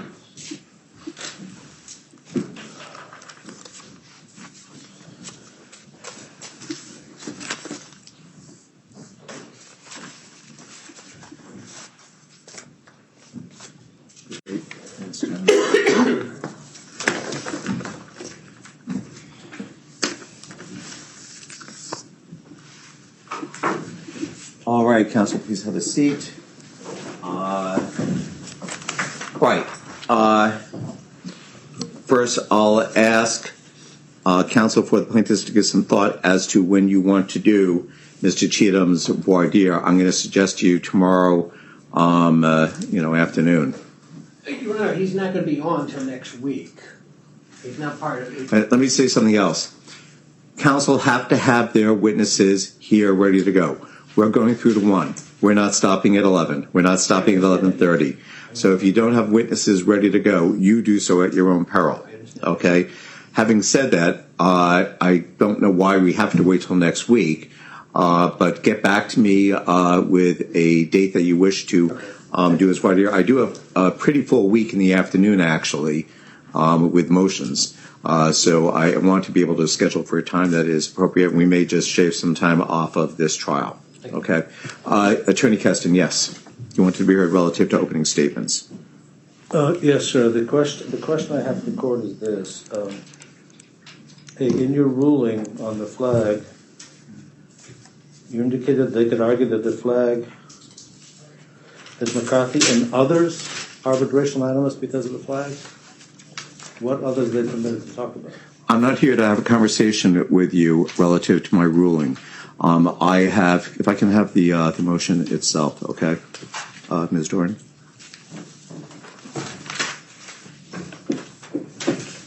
I'm sorry. I'll just take the file. I'll find it. Yeah, no, it's not there. Okay, one moment, please.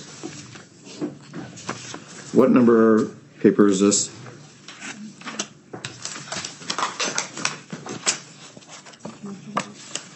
It is Attorney Keston. What number paper is the endorsement on, please? We think it's 73. Okay. The original endorsement. All right, I'll check for it. One moment, please.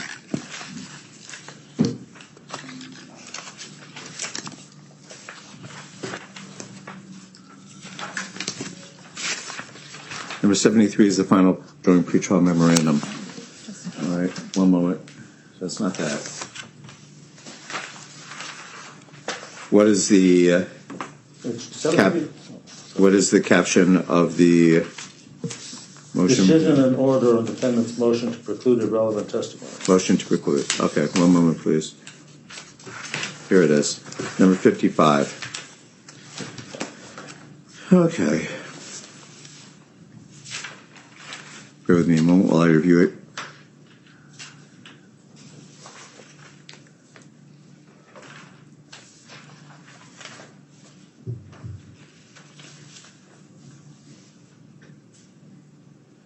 Oh, no, that's, pardon me, that's not, it's not 55. All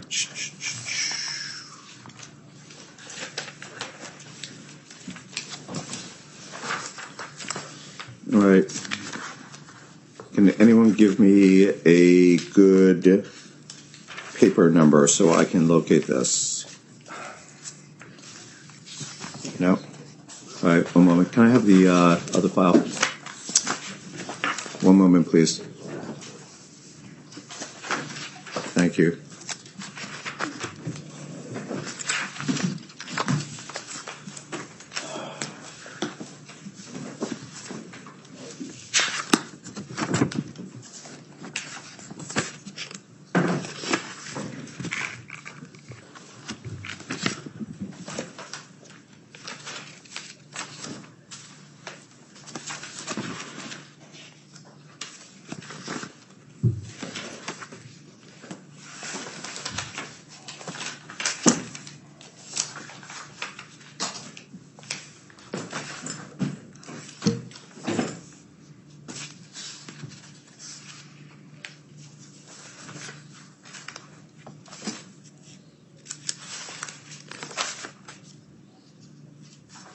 Okay. Okay. You know, it has right. The pleading itself is number 53. I don't know what the paper number is, but it's my decision and order on defendant's motion to preclude irrelevant testimony concerning non-comparative Greenfield officers. That's the one. Yes. And in particular, as it relates to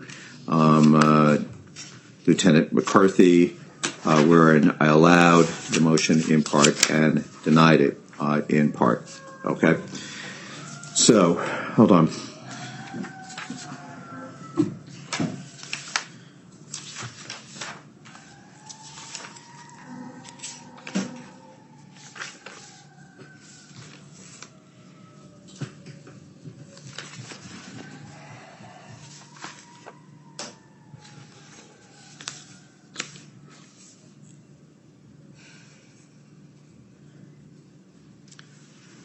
My ruling is clear as to both the bases for my denial of the motion as well as the evidence which was at issue.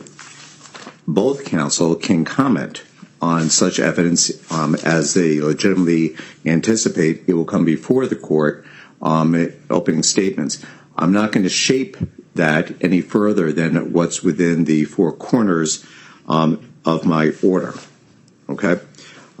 So I don't see the need for me to comment further on it. Yes. On another point, Your Honor, at the conclusion of your order, you say that the defendants may adduce testimony at trial and argue that the city was without authority to act. Right. As I've suggested repeatedly, Your Honor, that's a question of law. And if we're going to adduce evidence on it, may I be allowed to call the municipal lawyer? I can't understand what you're saying. I'm sorry, if you can just... Since the question as to whether the city, according to your ruling, right, read it, the question as to whether or not the city... You can propose a witness. If your question is whether or not you can... my ruling is clear, okay? I understand that it is your argument that as a matter of law, the city is without authority to sanction, okay? That doesn't change the quality of the evidence itself, but it also doesn't alter your ability to adduce evidence as to why the city did not sanction. And, you know, whether or not that comes in through one of your previously identified witnesses, or if you wish to propose a witness, then I will entertain a motion to identify such a witness. But what my ruling does in a level playing field is acknowledges that there may have been legal reasons why the city did not take action against then Sergeant McCarthy. Okay, and you're certainly free to adduce evidence in that regard. But my ruling also clearly demonstrates that whether or not they felt they had any legal authority, there are other bases for the introduction of this evidence. Okay, the comparative evidence itself is only one part of why the Confederate flag issue came before me and why I ruled as I did. But certainly I'd be happy to entertain a motion if you wish to identify a legal expert, so to speak, on that particular issue. Okay? That's my plan. But let me say this. You cannot comment in your opening statement until I've ruled on that motion, okay? Nor do I think it would really injure, or affect the work going forward today for you not to have the opportunity to do so. Well, I understand that I can't comment on a witness that hasn't been approved yet. As I repeatedly said, Your Honor, I'm very troubled by the notion that the jury's going to decide what the First Amendment protects. I've indicated, and I'm not diving into this. I've ruled on these matters. I've given due consideration to all the arguments that have been presented. And I've already ruled. I've denied the motion to reconsider. I need not hear further argument from either party. Okay? All right. Very good. I'll see you in 15. Great. Hearing no affirmative responses, let's get started. I'm going to make some preliminary comments, ladies and gentlemen, comments that are designed to acquaint you with some of the general legal principles and procedures that we'll be following during the course of this trial. But please understand that my comments right now are no substitute for the much more detailed instructions that I'll be giving to you. That will happen at the very, very end of the case. As you already know, this is a civil trial. It's not a criminal case. And in a civil case, the plaintiffs have the burden of proving each and every element of their claims by a preponderance of the evidence, basically that each and every element is more likely or probably true than not true. That's the burden of proof. And in this case, the plaintiff, Patrick Buchanan, has alleged that the defendants have discriminated against him on the basis of race, and thereafter that they engaged in retaliatory conduct. And the plaintiff, Todd Dodge, has alleged that the defendant, the city of Greenfield, engaged in retaliatory conduct in violation of Massachusetts law, the Massachusetts whistleblower statute in particular. And the defendants, the city of Greenfield and Chief Hague, have denied all of the plaintiff's claims. They are here for trial, ladies and gentlemen. In order to prove a claim for race discrimination, Mr. Buchanan must show 4 things. 1, membership in a protected class. 2, an adverse employment action. 3, discriminatory animus. And 4, causation. And the burden, once again, is on Mr. Buchanan to show that each and every single one of these elements is more probably true than not true. In order to prove his claim for retaliation, Mr. Buchanan must show that the following things are more probably true than not true. First, that he reasonably and in good faith believed that the defendants engaged in wrongful discrimination. Second, that he acted reasonably in response to that belief in opposing the defendant's practice. And third, that the defendant's retaliatory motive was a determinative factor in their decision to somehow affect the terms and conditions of Mr. Buchanan's employment. Now, Mr. Dodge has sued the city of Greenfield for unlawful retaliation in violation of the Massachusetts whistleblowers statute. And to prove his claim, Mr. Dodge must show a number of things by preponderance of the evidence. That is, once again, that they're more probably or likely true than not true. Mr. Dodge must show that he engaged in protected activity while working as a government employee at the city of Greenfield. He must show that the city of Greenfield retaliated against him because of that protected activity. And he must show that the city of Greenfield's retaliation harmed him. There may be an additional factor that he is required to demonstrate. But at this point, ladies and gentlemen, I'm just going to identify those 3 factors. Please, once again, understand that it is not my preliminary comments that I'm making right now, but rather the jury charge at the end of this case that will govern the conduct of your deliberations. And once again, the defendants have denied each and every single one of these allegations. Let's talk a little bit about how the trial is going to proceed. First, the plaintiffs will have an opportunity to make their opening statements. Opening statements, ladies and gentlemen, are kind of like a movie preview. They're an opportunity for the lawyers to give you a sense as to what they anticipate the evidence is that lies ahead. We're going to start with, I believe, Attorney Ryan, is that correct? Sure. And then Attorney McDonough. Thereafter, Attorney Keston, on behalf of both the city of Greenfield as well as Chief Haig, may make his opening statements, or he could wait to a later point in the trial to make his opening statements, or he could refrain from making an opening statement altogether. And that's because, ladies and gentlemen, the burden of proof at every step of the trial is on the plaintiffs to show that their claims are more probably true than not true.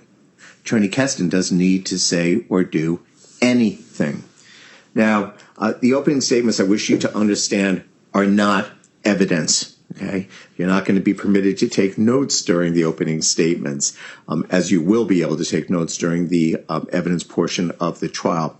They're simply a tool which we have to enable the lawyers to assist you in understanding what the evidence is that they contemplate lies ahead. After the defendants present their opening statement, if indeed they do so at the beginning of the trial, then we're going to start off with the presentation of evidence.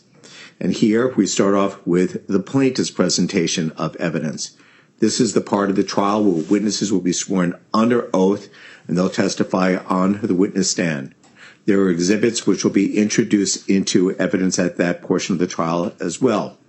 When the plaintiffs are done presenting their trial, then plaintiffs' lawyers, both Attorney Ryan and Attorney McDonough, will state that the plaintiffs rest. And that's a really important part of the trial because it basically means that they have closed their presentation of evidence. Thereafter, Attorney Keston and Attorney Brody, will have an opportunity to present evidence on behalf of their clients if they wish. Once again, they need not say or do anything. Now, during the course of the trial, I anticipate that counsel will be making objections. I'll comment on that in just a brief moment. First, I want to talk about our respective roles. That is to say, my role as well as your role in this trial. Okay, it's my function, ladies and gentlemen, to see to it that this case is tried in a manner which is fair, which is orderly, and which is efficient. And it's my matter to rule on questions of law that arise during the course of this trial, and finally to instruct you as to the law that will govern the conduct of your deliberations.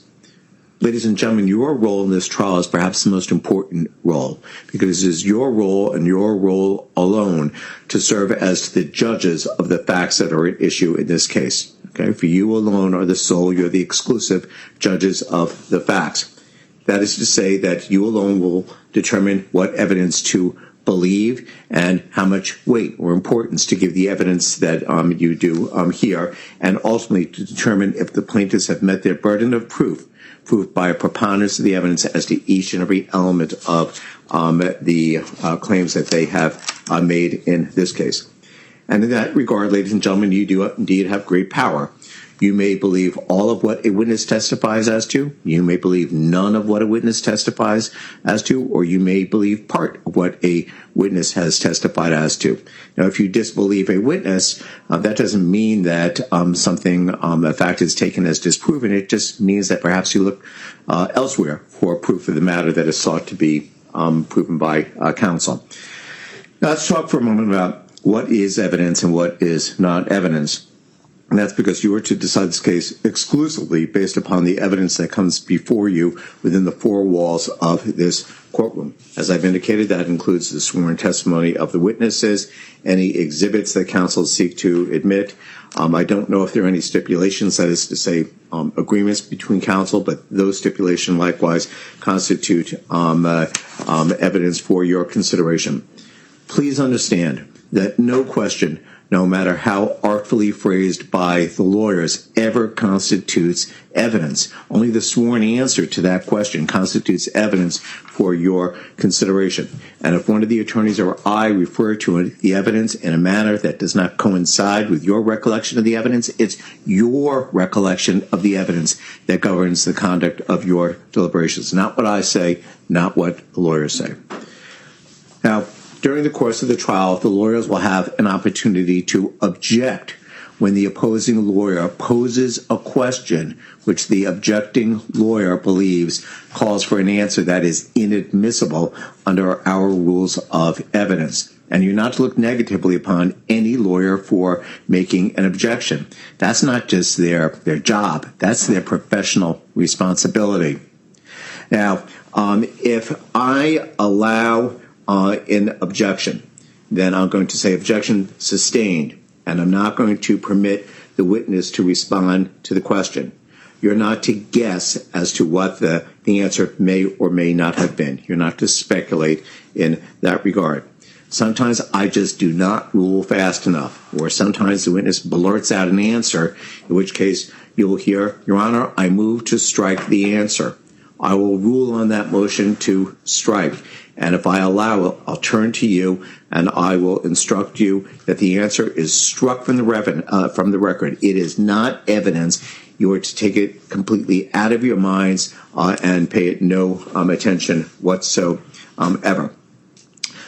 During the course of the trial, when counsel make objections, I'll have an opportunity sometimes to meet with the lawyers at Sidebar. Okay, that's an opportunity for me to speak privately with the lawyers. There'll be a white noise machine that you heard earlier, so as to ensure that you're not hearing what we're saying. But I wish you to understand that the purpose of those Sidebar communications is not to keep relevant information from you. To the contrary, it's to ensure that the information, the evidence that you do hear is presented in a manner that gives you an opportunity to fairly evaluate its worth. Now, if I disagree with an objection, then I'm going to say objection overruled. And I'm going to permit the witness to answer the question. And here, you're not to give that answer any more, I guess, any less weight than had no objection been lodged whatsoever. Well, ladies and gentlemen, Our system of justice depends on judges like me and jurors such as yourselves being able and willing to make careful and fair decisions. All people deserve fair and equal treatment in our system of justice, regardless of their race, national origin, religion, age, ability, gender, sexual orientation, education, income level, or any other personal characteristic. You have agreed to be fair, and I am sure that you want to be fair, but that is not always easy.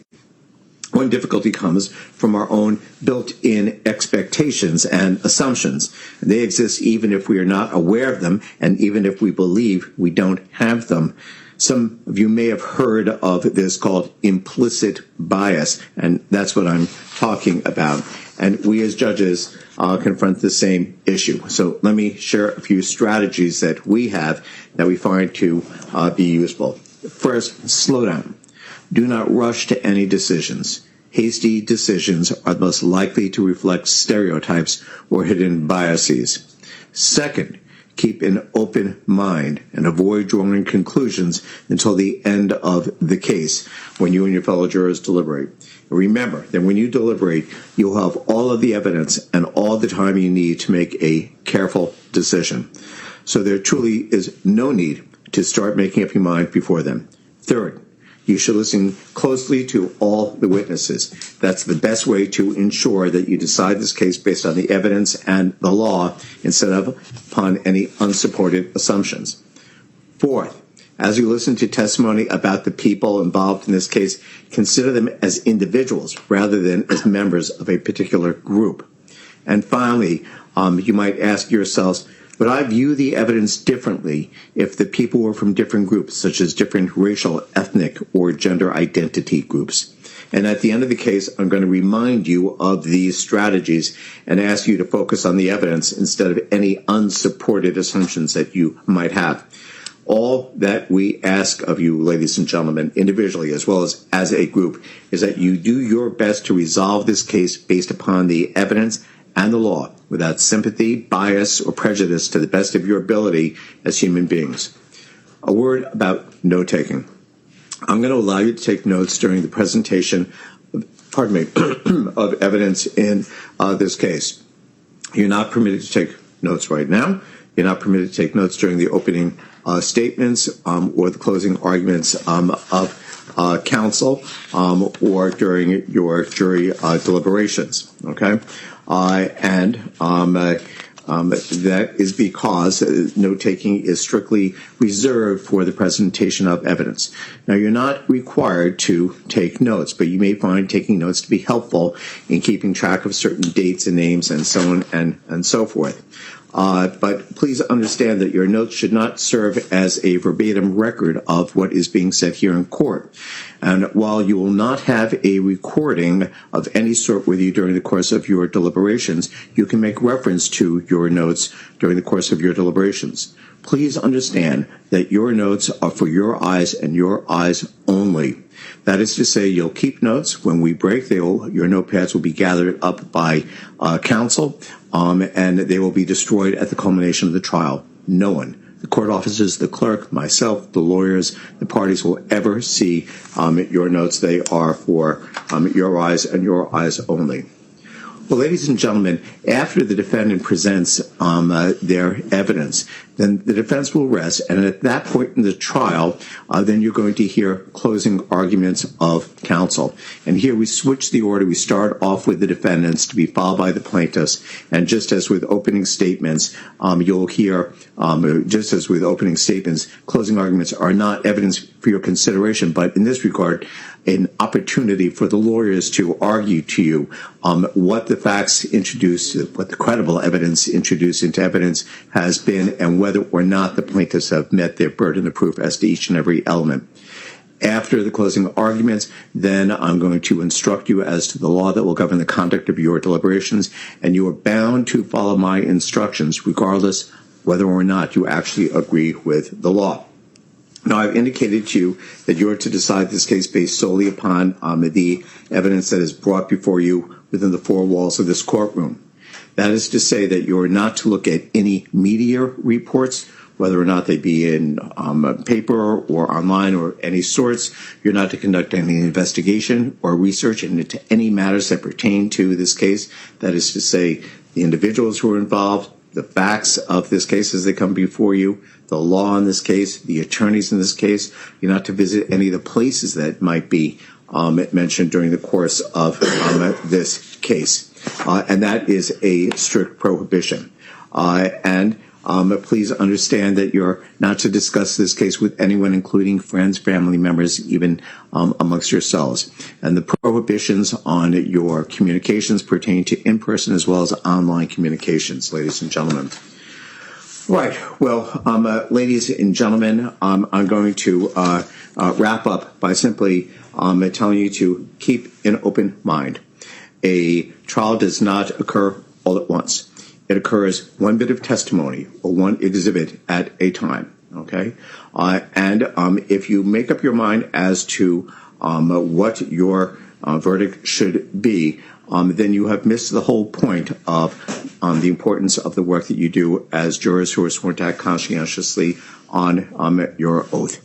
So, ladies and gentlemen, we're going to now dive into opening statements of counsel. It's just about 12 o'clock. I suspect that'll take us just to about 1 o'clock, and then we'll wrap up for the day and we'll re-adjourn at 9 a.m. Okay? All right, very well.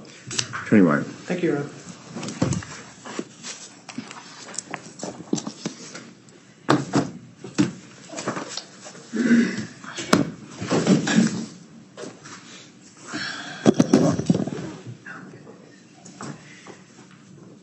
Good morning, ladies and gentlemen.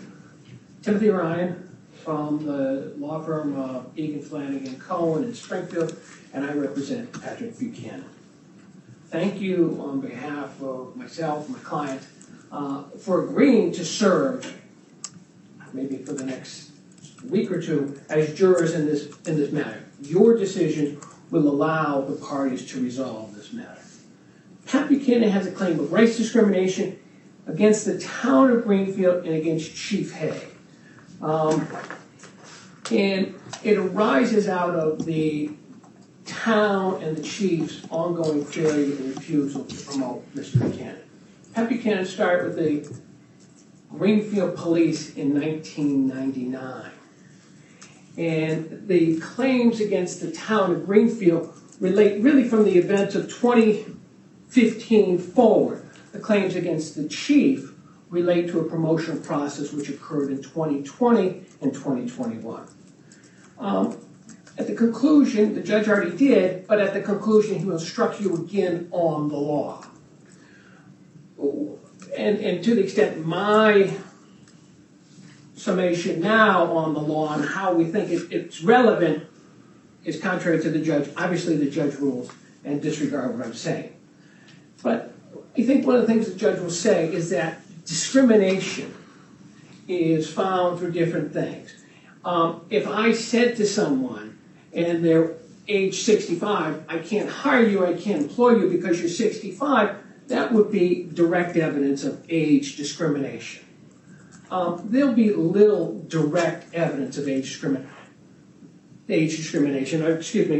discrimination. Rather, what you're going to have is indirect evidence of discrimination.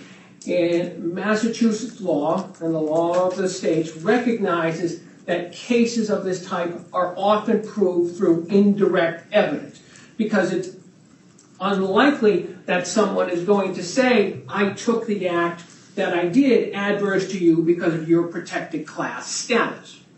Most people are smarter than that, than to do it. And so in this case, what we're going to be doing is eliciting testimony from Mr. Buchanan, as well as eliciting testimony of the department's treatment of similarly situated white officers. And the differential is we contend, is evidence of a race-based motive.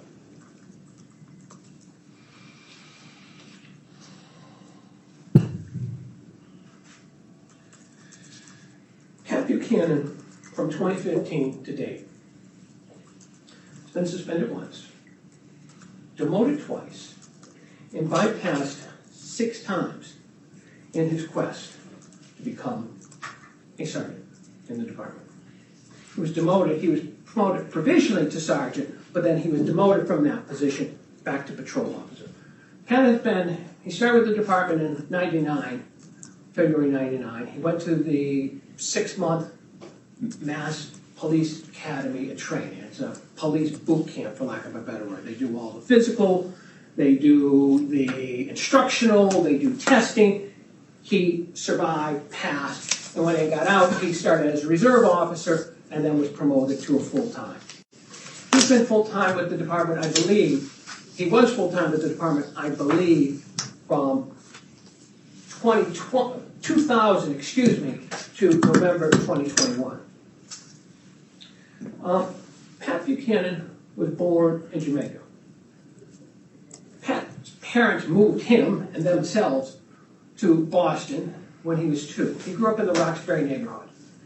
He came out here to Western Mass to attend the University of Massachusetts, where he received a degree.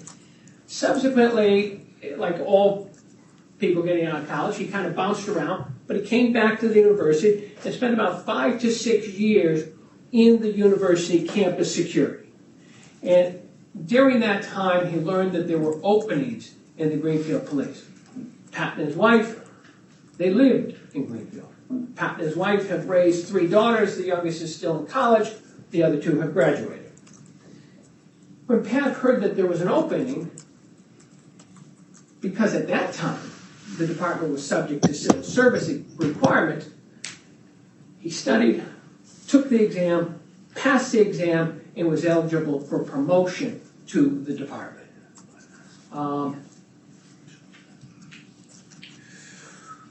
You're going to hear that during this case, for many years, the department had a civil service structure, but more recently, within the last 3 to 4 years, they've gotten rid of civil service. One of the hallmarks of the civil service system, and it was imposed, civil service is run by the state of Massachusetts. One of the hallmarks is an exam system. And so to qualify for appointment, to qualify for promotion, there's exams. And how you post on the exams, in many respects, allowed or denied you any kind of proposed promotion. The evidence will show that in 2014, there was a civil service exam for sergeant. 7 officers from Greenfield took it. 2 officers passed it. The top score was Pat Buchanan. The second score was Jason Haskins. There were openings for sergeant. You will hear from Todd Dodge. Todd Dodge is a lieutenant today on the Greenfield Police. But you will hear from Todd Dodge that in 2014, after Pat passed the exam, he was in a discussion with Chief Haig. And Chief Haig said of Buchanan, he's lazy, he doesn't fit the bill, see what you can do to get around civil service. Because Pat was the high scorer, Pat moved up the line to a provisional appointment. He was appointed provisional sergeant in the Greenfield Police on or about January 13th. He was put under suspension, administrative leave, on or about January 20th. He was removed and suspended from his position as provisional sergeant, the first sergeant of color in the Greenfield Police history. He was removed from that position January 31. So it was a rocketing up and a rocketing back down. Now you're going to ask, what was he suspended for? And the reason they give is that in December 2014, Pat stopped a minor operator for traffic violations. Pat was he's always been doing uniform patrol. And he stopped a minor operator for regular violations. Pat spoke to the young man, reviewed what it was, and he made the decision at that time, I'm not going to issue a ticket. And he told the young man, and this was the middle of December, I'm not going to issue a ticket. I'm going to give you a warning. But with the money you save, because the tickets would have been $100 to a couple $100, with the money you save, do something nice for your mother. Buy something nice for your mother. The department found out about it because the mother came into the department on other business. The evidence will be that she spoke to an officer, Officer Clark, and you're going to hear a lot about Clark in this case. And the woman said, "Oh, you must be Officer Buchanan." Clark's statement, written statement of the event says, "No, I'm not Officer Buchanan. He's a 6-foot-tall black male." So in his statement, "No, I'm not," he identifies him as a 6-foot-tall black male. The race is right there, right off the top. She then proceeds to tell him that she appreciates what Pat did for her son, giving him the warning, and she thought that was very nice. Detective Clark reported it to his boss, Sergeant McCarthy. And Sergeant McCarthy had Clark working on him for many, many years. Sergeant Clark had many, many issues. Or Detective Clark had many, many issues. Sergeant McCarthy wrote 0 words about Clark's much more significant issues. But with respect to this one, McCarthy kicks it up the line, saying he's bothered by it. He's heard that this thing has happened before.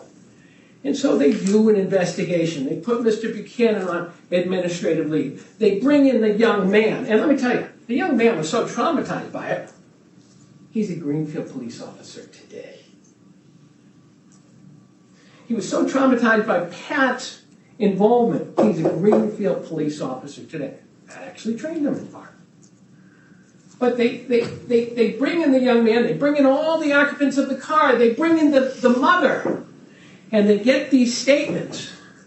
And the chief in his infinite wisdom says, "I'm going to give you a 3-day unpaid suspension. I'm going to demote you from your provisional sergeant position.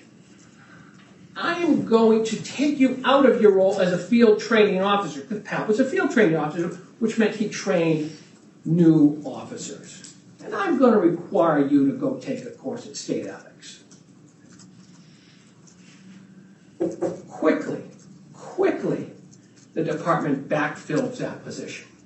They backfilled the position with Mr. Haskins. Mr. Haskins was second to Pat on the civil service list. The department chose not to go forward with the civil service list. They didn't ask civil service to opt out and just take the 2 guys who passed. Instead, they go to an assessment center. And some of the things that the assessment center considered, well, they had a test, but they never released the score on the test, just that everyone passed. But so it must have been a pass-fail, but they never released the score. But the assessment center considered, in part, time in grade. So how much time did you have in grade at that position? Well, Pat had only been in there for 3 days, 5 days, so he had no time. Rode, who had flunked the civil service exam, had been an acting sergeant for 1.5 years. So he had time in grade. Haskins had from January to September time in grade. So he beat Mr. Buchanan. Additionally, one of the things they looked at in this assessment was your disciplinary record. Buchanan had a suspension. Buchanan had a demotion. All of this was relevant. So in this assessment center, Buchanan loses to the white officers. They get 88s. He gets an 87. The department goes forward with the top 2 scoring white officers. And Mr. Buchanan is back on patrol. Now, it's anticipated that the defense will try to argue that Pat wasn't promoted because he was lazy. They said it in 2014. I believe they're going to say it here. Now, they're going to introduce records. They're going to introduce stats. And these are important to know. So the stats are arrests. The stats are productivity. Now, there's no annual evaluations in the Greenfield Department. There's no productivity quotas for arrests, for ticketing, etc. For citations, nobody ever gave Pat a written piece of paper that said, you got to do more. But on the arrests, what they're going to introduce is the numbers from 2010 to 2021 and say, look at your numbers are in the tank, you're lazy. Well, consider this, that the records show that in 2010, there were 1,297 arrests in the department on an annual basis. 2020, the number was 281, a 79% decline. In 2021, the total arrests were 358, a 73% decline over 2010. So if they come at you saying he's lazy, well, everybody's numbers were off. What it is actually is in the numbers off, it was more thoughtful, more community-oriented policing, smarter policing. Locking someone up doesn't mean you're a good police officer. And Pat Buchanan will indicate that he worked with people to resolve situations, to get them on their way and break up whatever it was and have a positive outcome, much like he did with that young man he stopped. Pat was denied promotion a second time. Well, no, first he was promoted to sergeant provisionally again in 2017. He's promoted to sergeant provisionally again in 2017 because the fellow who was promoted ahead of him, or one of the fellows who was promoted ahead of him, Sergeant Rode, was involved in a fatal traffic accident while driving his cruiser. The Sergeant Rode never came back. And so Pat was provisionally appointed for about 16 months. After Sergeant Rode was terminated, because of the accident, Pat also lost his position. He lost his position, forget a second investigation. They went out and they hired a chief from Tewksbury to come out, and Pat got downgraded because he told someone to do a roll call. A kid who didn't even make it through the second day of the police academy had problems with him. So he was a police officer, but he had yet to go to the police academy, and he flunked out in the second day. And most egregiously, Pat taped the locker of the fellow next to him, duct taped and shut. And so this was the reason they demoted. And again, when you see the evidence, when you hear the evidence as to what the department allows the others to do, it's a vast difference. Finally, the department had promotions in 2020. There were 10 candidates. The scoring was 20% on record and experience. Pat came in second. 40% on interviews with the Public Safety Commission. Pat came in fifth. The chief had a 40% score. The chief made Pat number 9. The chief gave Pat a numeric score of 54. He gave Todd Clark, who you'll see in the evidence, was repeatedly under the influence of alcohol on the job. He gave Clark an 80. Clark becomes their number 1. Pat's number 5. But what happened, and so when the first 3 promotions came up, Pat didn't get it. But there was a surprise resignation. And they had to skip number 2. And so for the last spot, Pat, who had an overall ranking of 5th, they bypassed him and promoted in his place a white officer who they evaluated at a lower score. Pat Buchanan, in March 2021, he would testify as to the effect that this struggle has had on him. And in March 2021, he was injured. He tore a muscle in the course of dealing with people who were in a domestic violence situation. He was out for quite some period of time. They asked him to come back in October, and by this time, Pat, and he'll testify, couldn't bring himself to do it. At the conclusion of this case, and after the evidence is in, we will be asking you to fine for Pat. We will be asking you to award him monetary compensation for the economic damages that we present to you. We will be asking you to award him compensation for the fair value of his emotional distress and such other relief as the court allows. Thank you very much. Thank you, Attorney Ryan. Attorney McDonough. Thank you, Your Honor.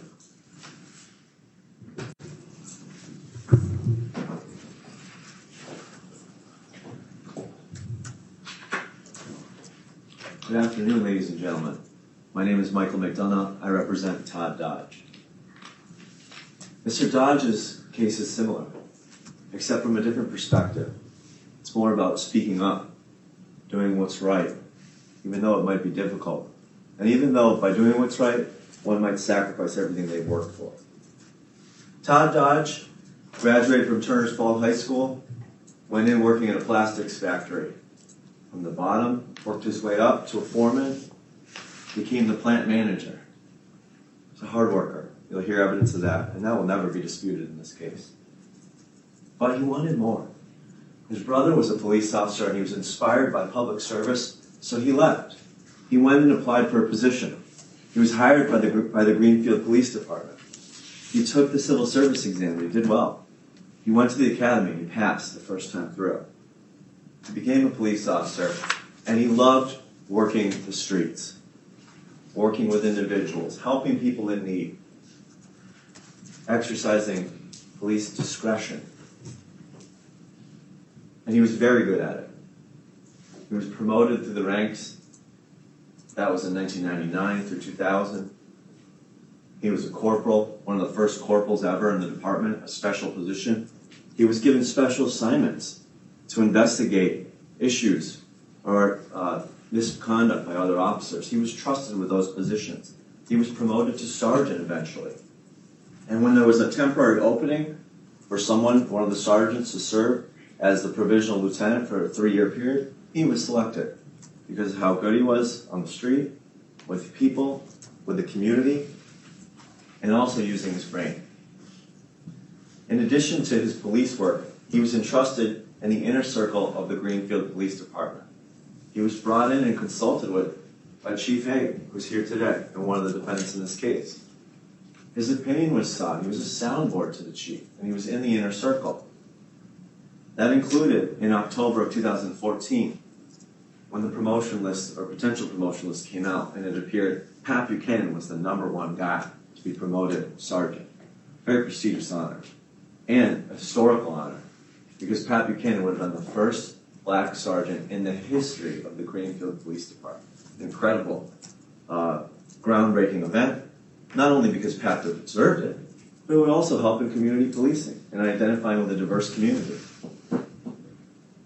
However, there was an objection to that historical achievement, and that was Chief Haig, who said, no, he's lazy. Pat Buchanan's lazy. He doesn't fit the bill. You'll hear Mr. Dodge testify under oath. That's exactly what the chief told him. And then the chief said something even more disturbing. Words to the effect of, we need to find a way to get around civil service law. But that's not what police are supposed to do. They're supposed to uphold the law, exercise their duty. And Dodge, you'll hear, Todd Dodge wanted no part of that. He refused that order. He did nothing in furtherance of that order. He thought it would be great if Pat Buchanan became sergeant. He had worked with Pat Buchanan, unlike the chief. He knew Pat Buchanan's character. He knew he was #1 on the list. He knew Pat Buchanan had a master's degree. He had time and grade, and he was perfect for the position. So he did nothing in furtherance of that on what we say will be an unlawful order. And then in January, the chief found another way, as you heard, to take Pat off of #1. When there was this report that Pat did this great thing for young motorists, didn't jam him up, give him a record of all these infractions and penalize him monetarily. Instead, Pat said, do something nice for your mother. A lesson that a young motorist can remember forever, not to drive like that again. and perhaps maybe to think about officers in a more positive way. You'll hear evidence, however, that when the mother came in and thanked the police department for Buchanan's efforts, once that information got to an individual named Sergeant McCarthy, it was flipped and contorted and manipulated into a negative. That this was misconduct that should be investigated under the department's internal affairs guidelines. And from that point forward, this good thing was flipped into a negative and used to demote Mr. Buchanan so that he couldn't get promoted. And as Mr. Ryan explained to you, to tank his score for that year's promotion board. And it worked. It worked. Mr. Dodge, however, was faced with a decision. Do I do the unpopular thing and speak out against this? Or do I just keep working hard and moving up myself? And he did the right thing. He wrote, he stepped in and said, I'll be your union steward for this. He wrote a letter to Chief Hague objecting and appealing that outcome, that wrongful discipline. He then wrote again. He wasn't just refusing to follow the order. Now he was speaking out. He wrote again to the mayor of Greenfield saying, we're appealing this, and we're threatening to go to the Civil Service Board. And then he stood with Pat side by side that entire year until October through all the grievance process. And each time the town had the ability to say, you know what, we've looked at it further, you're right. Pat shouldn't have been treated this way. And he fought all the way to the end until October when an independent arbitrator ruled in their favor. They won. But by then, the board had already gone by. Someone else, a white officer, was appointed in Pat's place as sergeant. So it worked. Chief Hague's plan worked. But Dodge did the right thing, at least. And at least the record was clear that Mr. Buchanan shouldn't have been treated that way. He never would have expected what would come next. Just 2 months after the October arbitrator's decision, in which these two gentlemen won their appeal, all of a sudden, for the first time ever, the Greenfield Police Department attempted to discipline Mr. Dodge. And will argue in retaliation for his support in his protected activities helping Mr. Buchanan. Specifically, you might ask why? Why was he disciplined? Why was Mr. Dodge not disciplined? For the first time ever, this star of the department. Because a call came in from a woman in distress saying that her husband was doing drugs at a certain location and that he had an outstanding warrant and the police should go do something about it. Mr. Dodge knew that location, knew the owner of that property, called over and said, tell your guy, your employee, to come in and clear his warrant. His wife just called. The Greenfield Police Department, again, took this and flipped it as a negative and said, you shouldn't have called over and made that call and told him that the person's wife called. And instead of just maybe saying that, they actually opened another internal affairs investigation, this time against Mr. Dodge. They suspended him for 30 days. And they said, we need to refer this to the district attorney's office. This is so serious. The district attorney's office got back soon and said, there's no crime here. What did the Greenfield Police Department do? They gave him another 30-day suspension. And they continued investigating themselves, even though the prosecutor said there's no crime here. But they needed to send a message, and the evidence will show they did, that by helping Mr. Buchanan, Mr. Dodge was going to pay a price. Well, as you'll hear in the evidence, Mr. Dodge appealed that determination, and like the first arbitrator, again, when an independent set of eyes looked at it, it reversed what the city of Greenfield did. Mr. Dodge was ultimately confirmed to be correct that this was overzealous discipline of Mr. Dodge, just as it was of Mr. Buchanan. And as Mr. Ryan said, compare this, when you see the evidence, with how Greenfield and its police department reacted to the white officers, or those who hadn't spoken up in favor of a black coworker.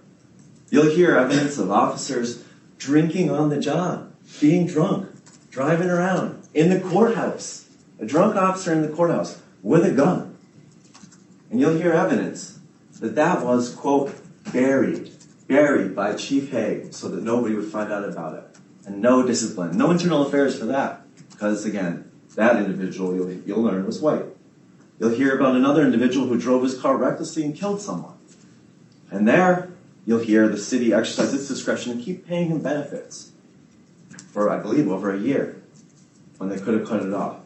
So when the subject of the discretion you'll hear is a white officer, you'll see a very different pattern than these two instances. And you'll never hear of any other officer being referred to the district attorney's office other than Mr. Dodge, who helped and stood up for Mr. Buchanan. That evidence, as Mr. Ryan indicated earlier, that indirect evidence will show you the decision-making by the defendants in this case, and will show you a very disturbing pattern. That when somebody earns a position, they can be held back by these defendants simply because of their race, or the perception that because of their race they're lazy.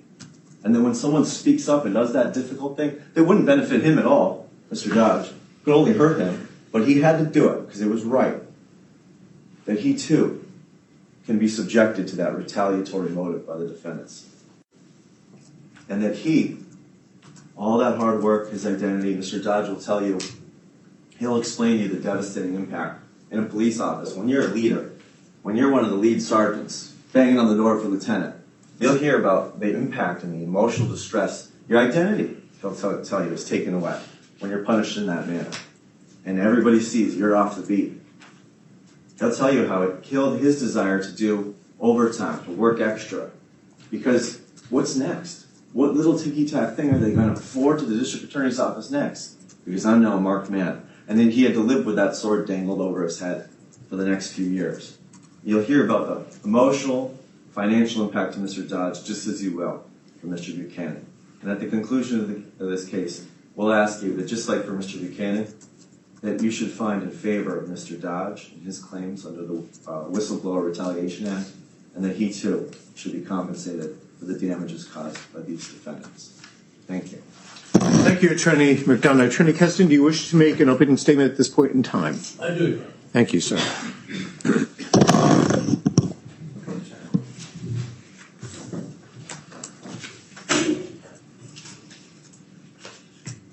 Good afternoon, Chuck. And welcome. I think I asked each of you, welcome to the American System of Dispute Resolution.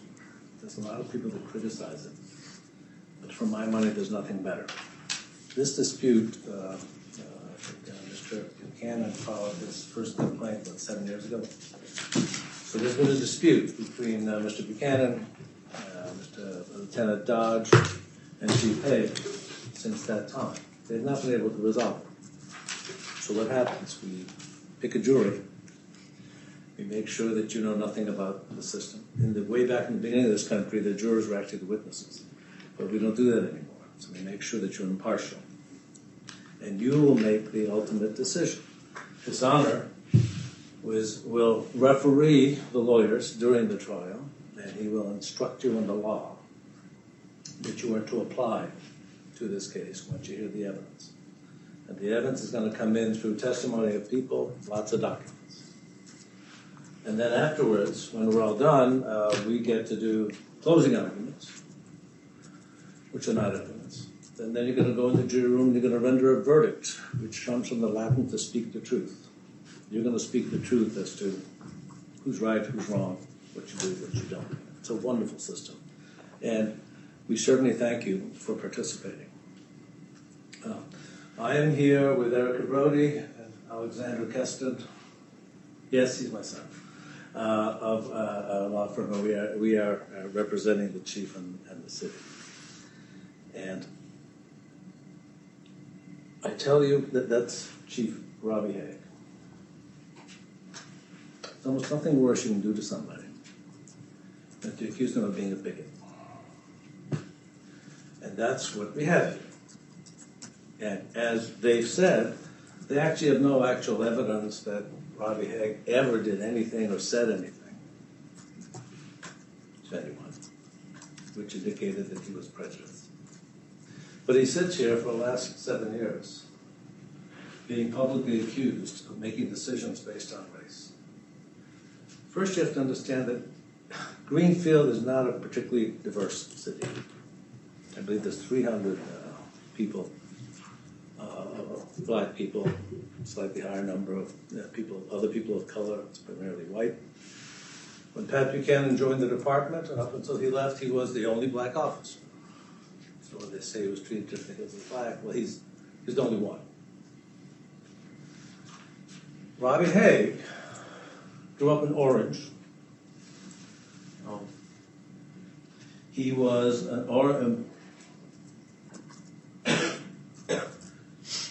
He was a Greenfield, Orange police officer, then he went to Greenfield. I have to remember this. He was an Orange police officer for a while. Then he went to Greenfield for a while.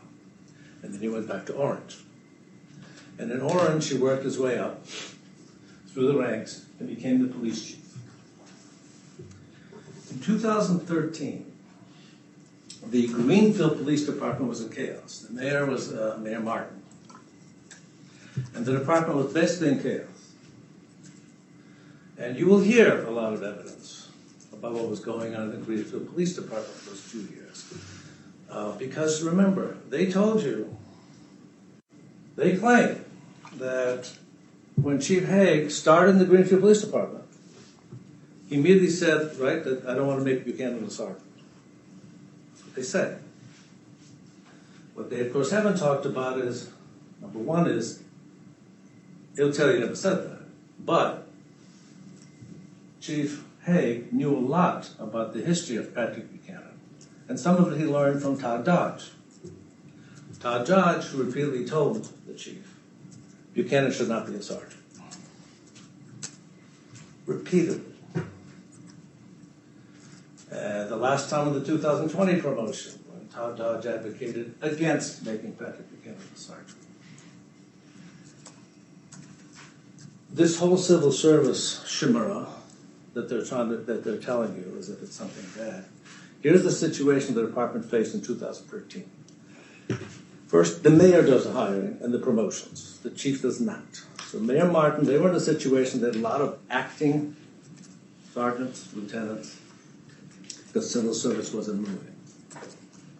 Civil service is slower. There's an alternative to civil service called this assessment center. Basically, it's a process where you bring in outside people to assess and recommend promotions. So the chief and Todd Dodge talked about, in order to get things moving, to get people promoted, and in order to be able to get more candidates, because under civil service you generally get them from within, they want to expand the pool, we should go to an assessment center. And the chief asked Todd Dodge, so we can do it, which he did. There was no protest. He did. And Todd Dodge, at that point, there was what they call a civil service list. If it's one position, if you have one position open, then you want civil services to give you at least 3 candidates who are qualified. You can then pick any of the 3, but if you don't pick the top one, you have to explain to civil service why you didn't. That's how the rules work. If there's less than 3 for one position, then that's called what's known as a short list. And you do not typically appoint unless you ask for it. Well, the mayor, Mayor Martin, did not want to appoint, well, nothing to do with Chief Haig. Mayor Martin didn't want to appoint off the short list, which Patrick Buchanan topped. So they went to the assessment center.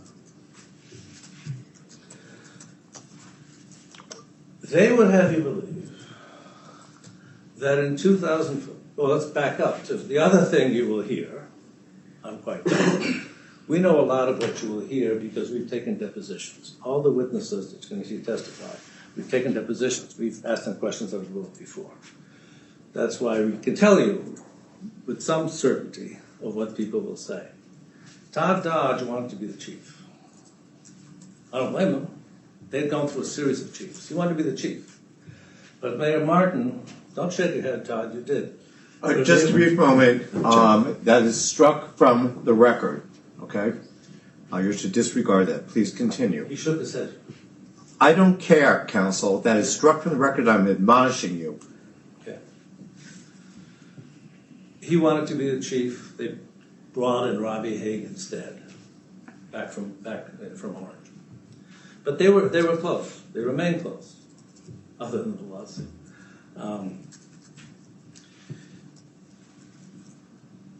In January of 2015, they needed a provisional sergeant, an appointment that the chief can make. The chief decided to promote Officer Buchanan to the point of provisional sergeant. They would have you believe, their evidence is that this was all part of the plot, because they demoted him. They promoted him to provisional sergeant. What then happens is, let's talk about this traffic stuff.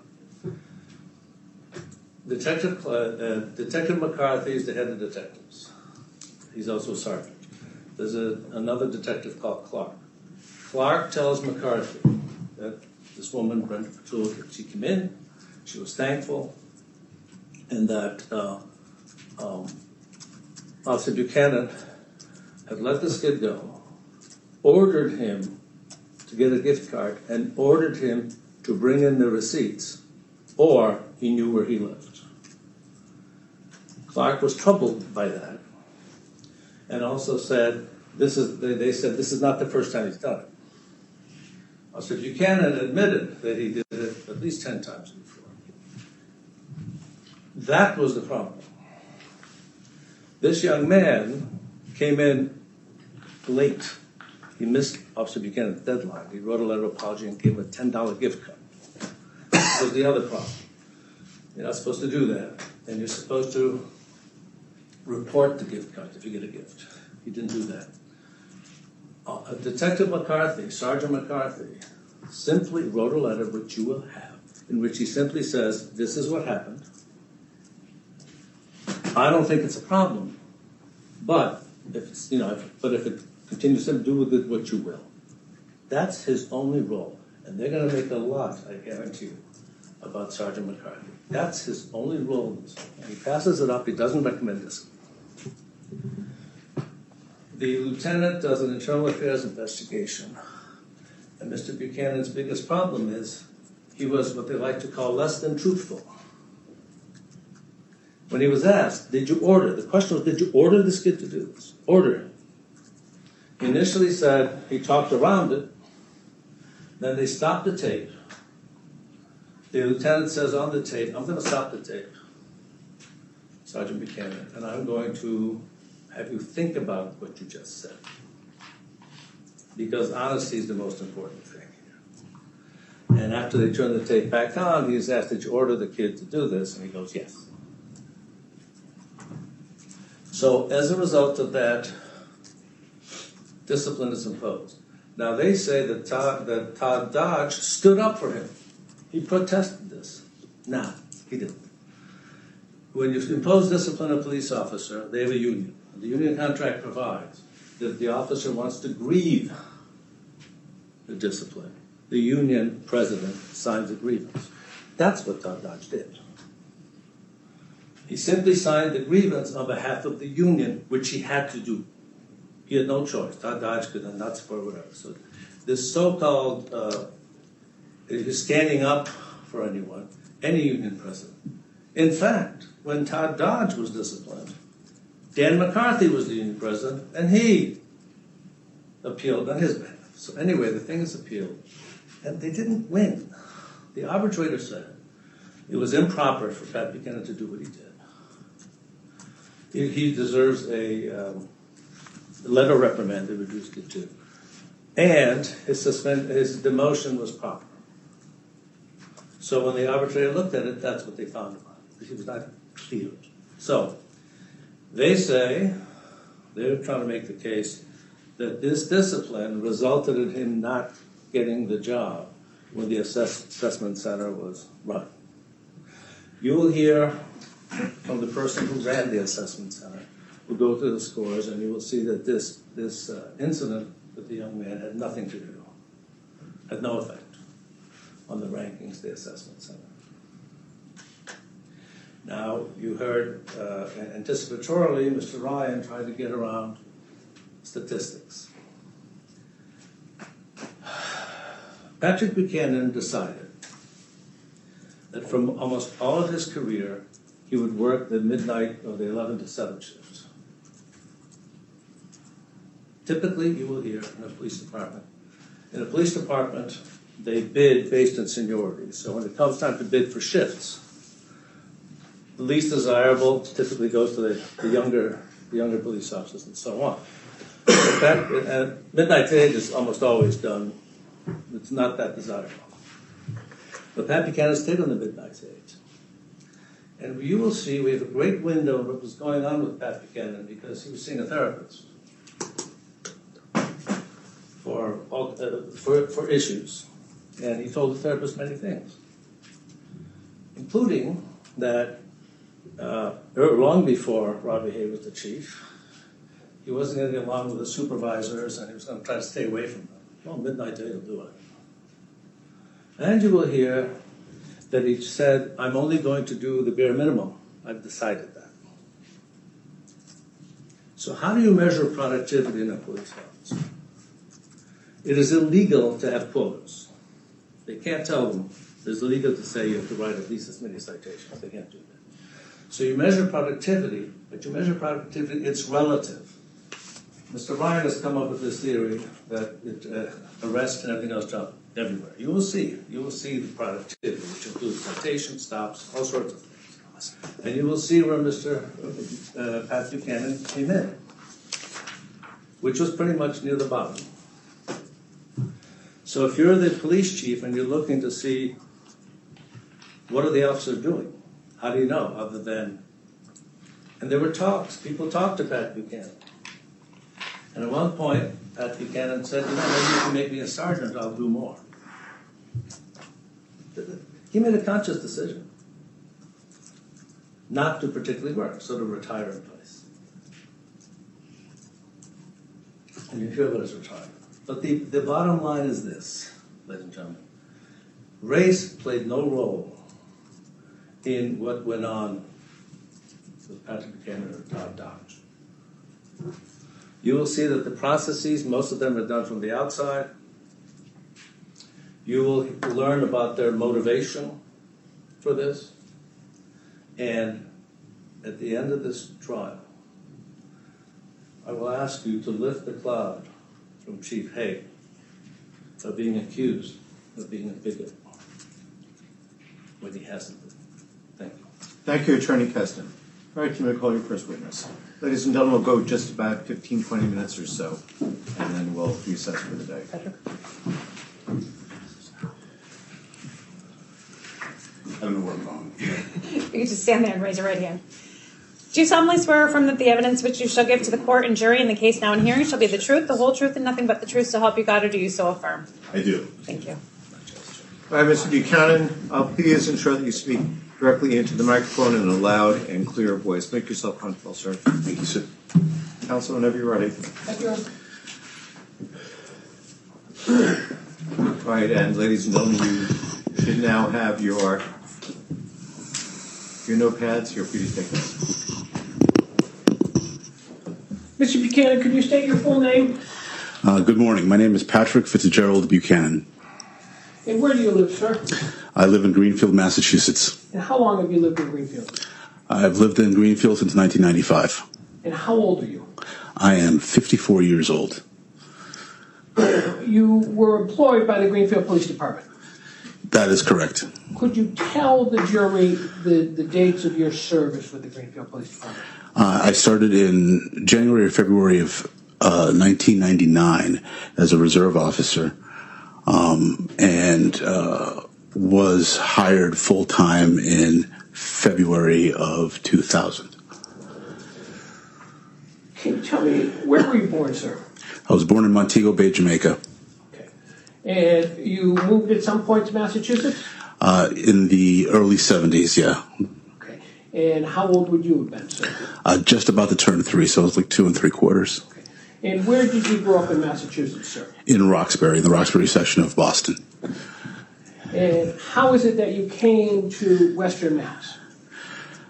It's sort of a long story, but I was part of the METCO program in Boston, which served to integrate the public school systems out east.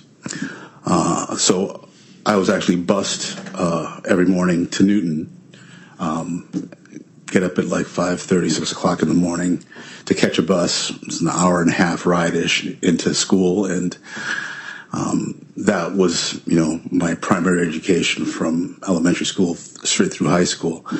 Why that's significant of how I ended up out here in Western Mass was that in Newton, pretty much everyone's heading down this college prep path. They value education, and I just always assumed that I'd be going to college someplace. And that experience got me to UMass Amherst, where I landed in 1985. And did you receive a degree from UMass Amherst? Yes, I got a degree in communications with a concentration in TV production. Are you married? I am. And your wife's name? My wife's name is Joanne Buchanan, Joanne Mary Buchanan. And how long have you been married? You can do the math here. Well, what's the date of your marriage? August 13th, 1994. So like 27 years. And you have children? I do. And how many? 3. And their names? Sophia Buchanan, Maya Buchanan, and Jada Buchanan. At some point, did you accept employment at the University of Massachusetts? I did. And could you explain that? After graduating, did some management positions with a rent-a-center and public storage, and decided that I wanted to get married, but I needed something with better benefits. And at the time, I was selling cars in Hamden Dodge in Springfield. And I was like, yeah, I need to do something with some benefits. So I checked back in with some of the supervisors that I worked with at UMass, and they said that they had these new positions that were opening up called a PSO1, which is a entry-level public safety officer with the security department at UMass. And I applied for that position and got hired there. How many years did you spend with the University of Mass Security Department? Well, the question is somewhat tricky because I spent a year and a half as a PSO1. Then I spent another couple of years as a dispatcher in the police department. And then I spent my last years there as a PSO2. So I was back with the security department. So we sort of flip-flop back and forth for about five and a half years. What led you to the Greenfield Police Department? While I was working in dispatch, one of the officers said to me, I think that you seem like you're a pretty sharp guy. Why don't you take the civil service exam? And at the time, I had gone through the part-time academy for hoping that I might be able to work as a part-time police officer at UMass, primarily because it was just so familiar to me, and I knew all the police officers, and I knew the department, I knew the area really well. I'd spent, I'll admit, 5 years at UMass to make it through, and spent all this time working there. So, but the officers suggested that I take the civil service exam and get my name on a couple lists. So that's what I did. And did you have to take it statewide, or was it tied to a locality, as best you recall? At that time, with civil service, you took the test and you listed where you lived, and there was a preference where you could list certain towns that you wanted to be added to their list. And so that's what I did. Okay. And do you recall any of the towns you listed? I remember South Hadley and Greenfield, and I think East Hampton. What is the Police Training Academy? It's a pretty rigorous program in Massachusetts. It's almost 6 months. At the time I went through, it was 21 weeks. I think it's 24 weeks now. But it's up early every morning. For PT, you're usually on site by 7 o'clock at whatever gym you're going to be working out on. You PT that morning. After you PT, you scuttle back to the police academy. At that time, it was in Agawam, and you shower, change, and get ready for your day. That starts at 9, usually ends at 3, 4 o'clock. You drive home, and then you do it all over again the next day. And so there was PT, and then what was the rest of the day involved? Various subjects: academics, mass general law, criminal procedure, defensive tactics, all the things that you need to learn to be able to navigate being a police officer in Massachusetts. You started as a full-time officer again when with the department? Which department, sir?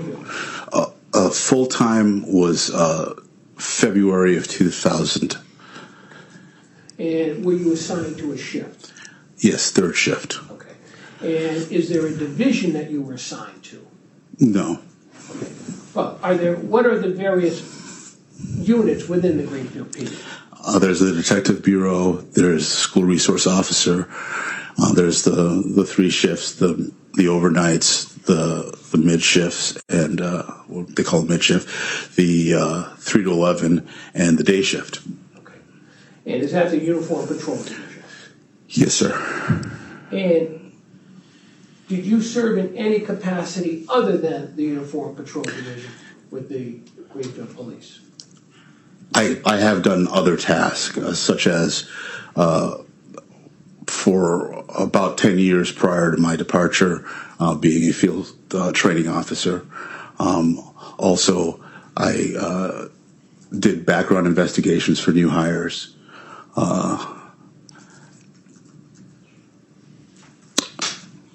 Did you receive any training? What's the training process for a new police officer coming in? It's the field. It's the police academy, followed by a stint with a field training officer to familiarize you with the ins and outs of being a cop in Greenfield. And how long does that process take? It's really up to the individual. When I came through, that process wasn't as formalized as it is now. Right now, we have a very, what I would consider a strong field training program, in that the candidates have to move, outside of graduating from the police academy. They have to be able to matriculate through our sort of internal standards for what you need to do and how you need to be a functioning cop, basically, and sort of how we do it in Greenfield.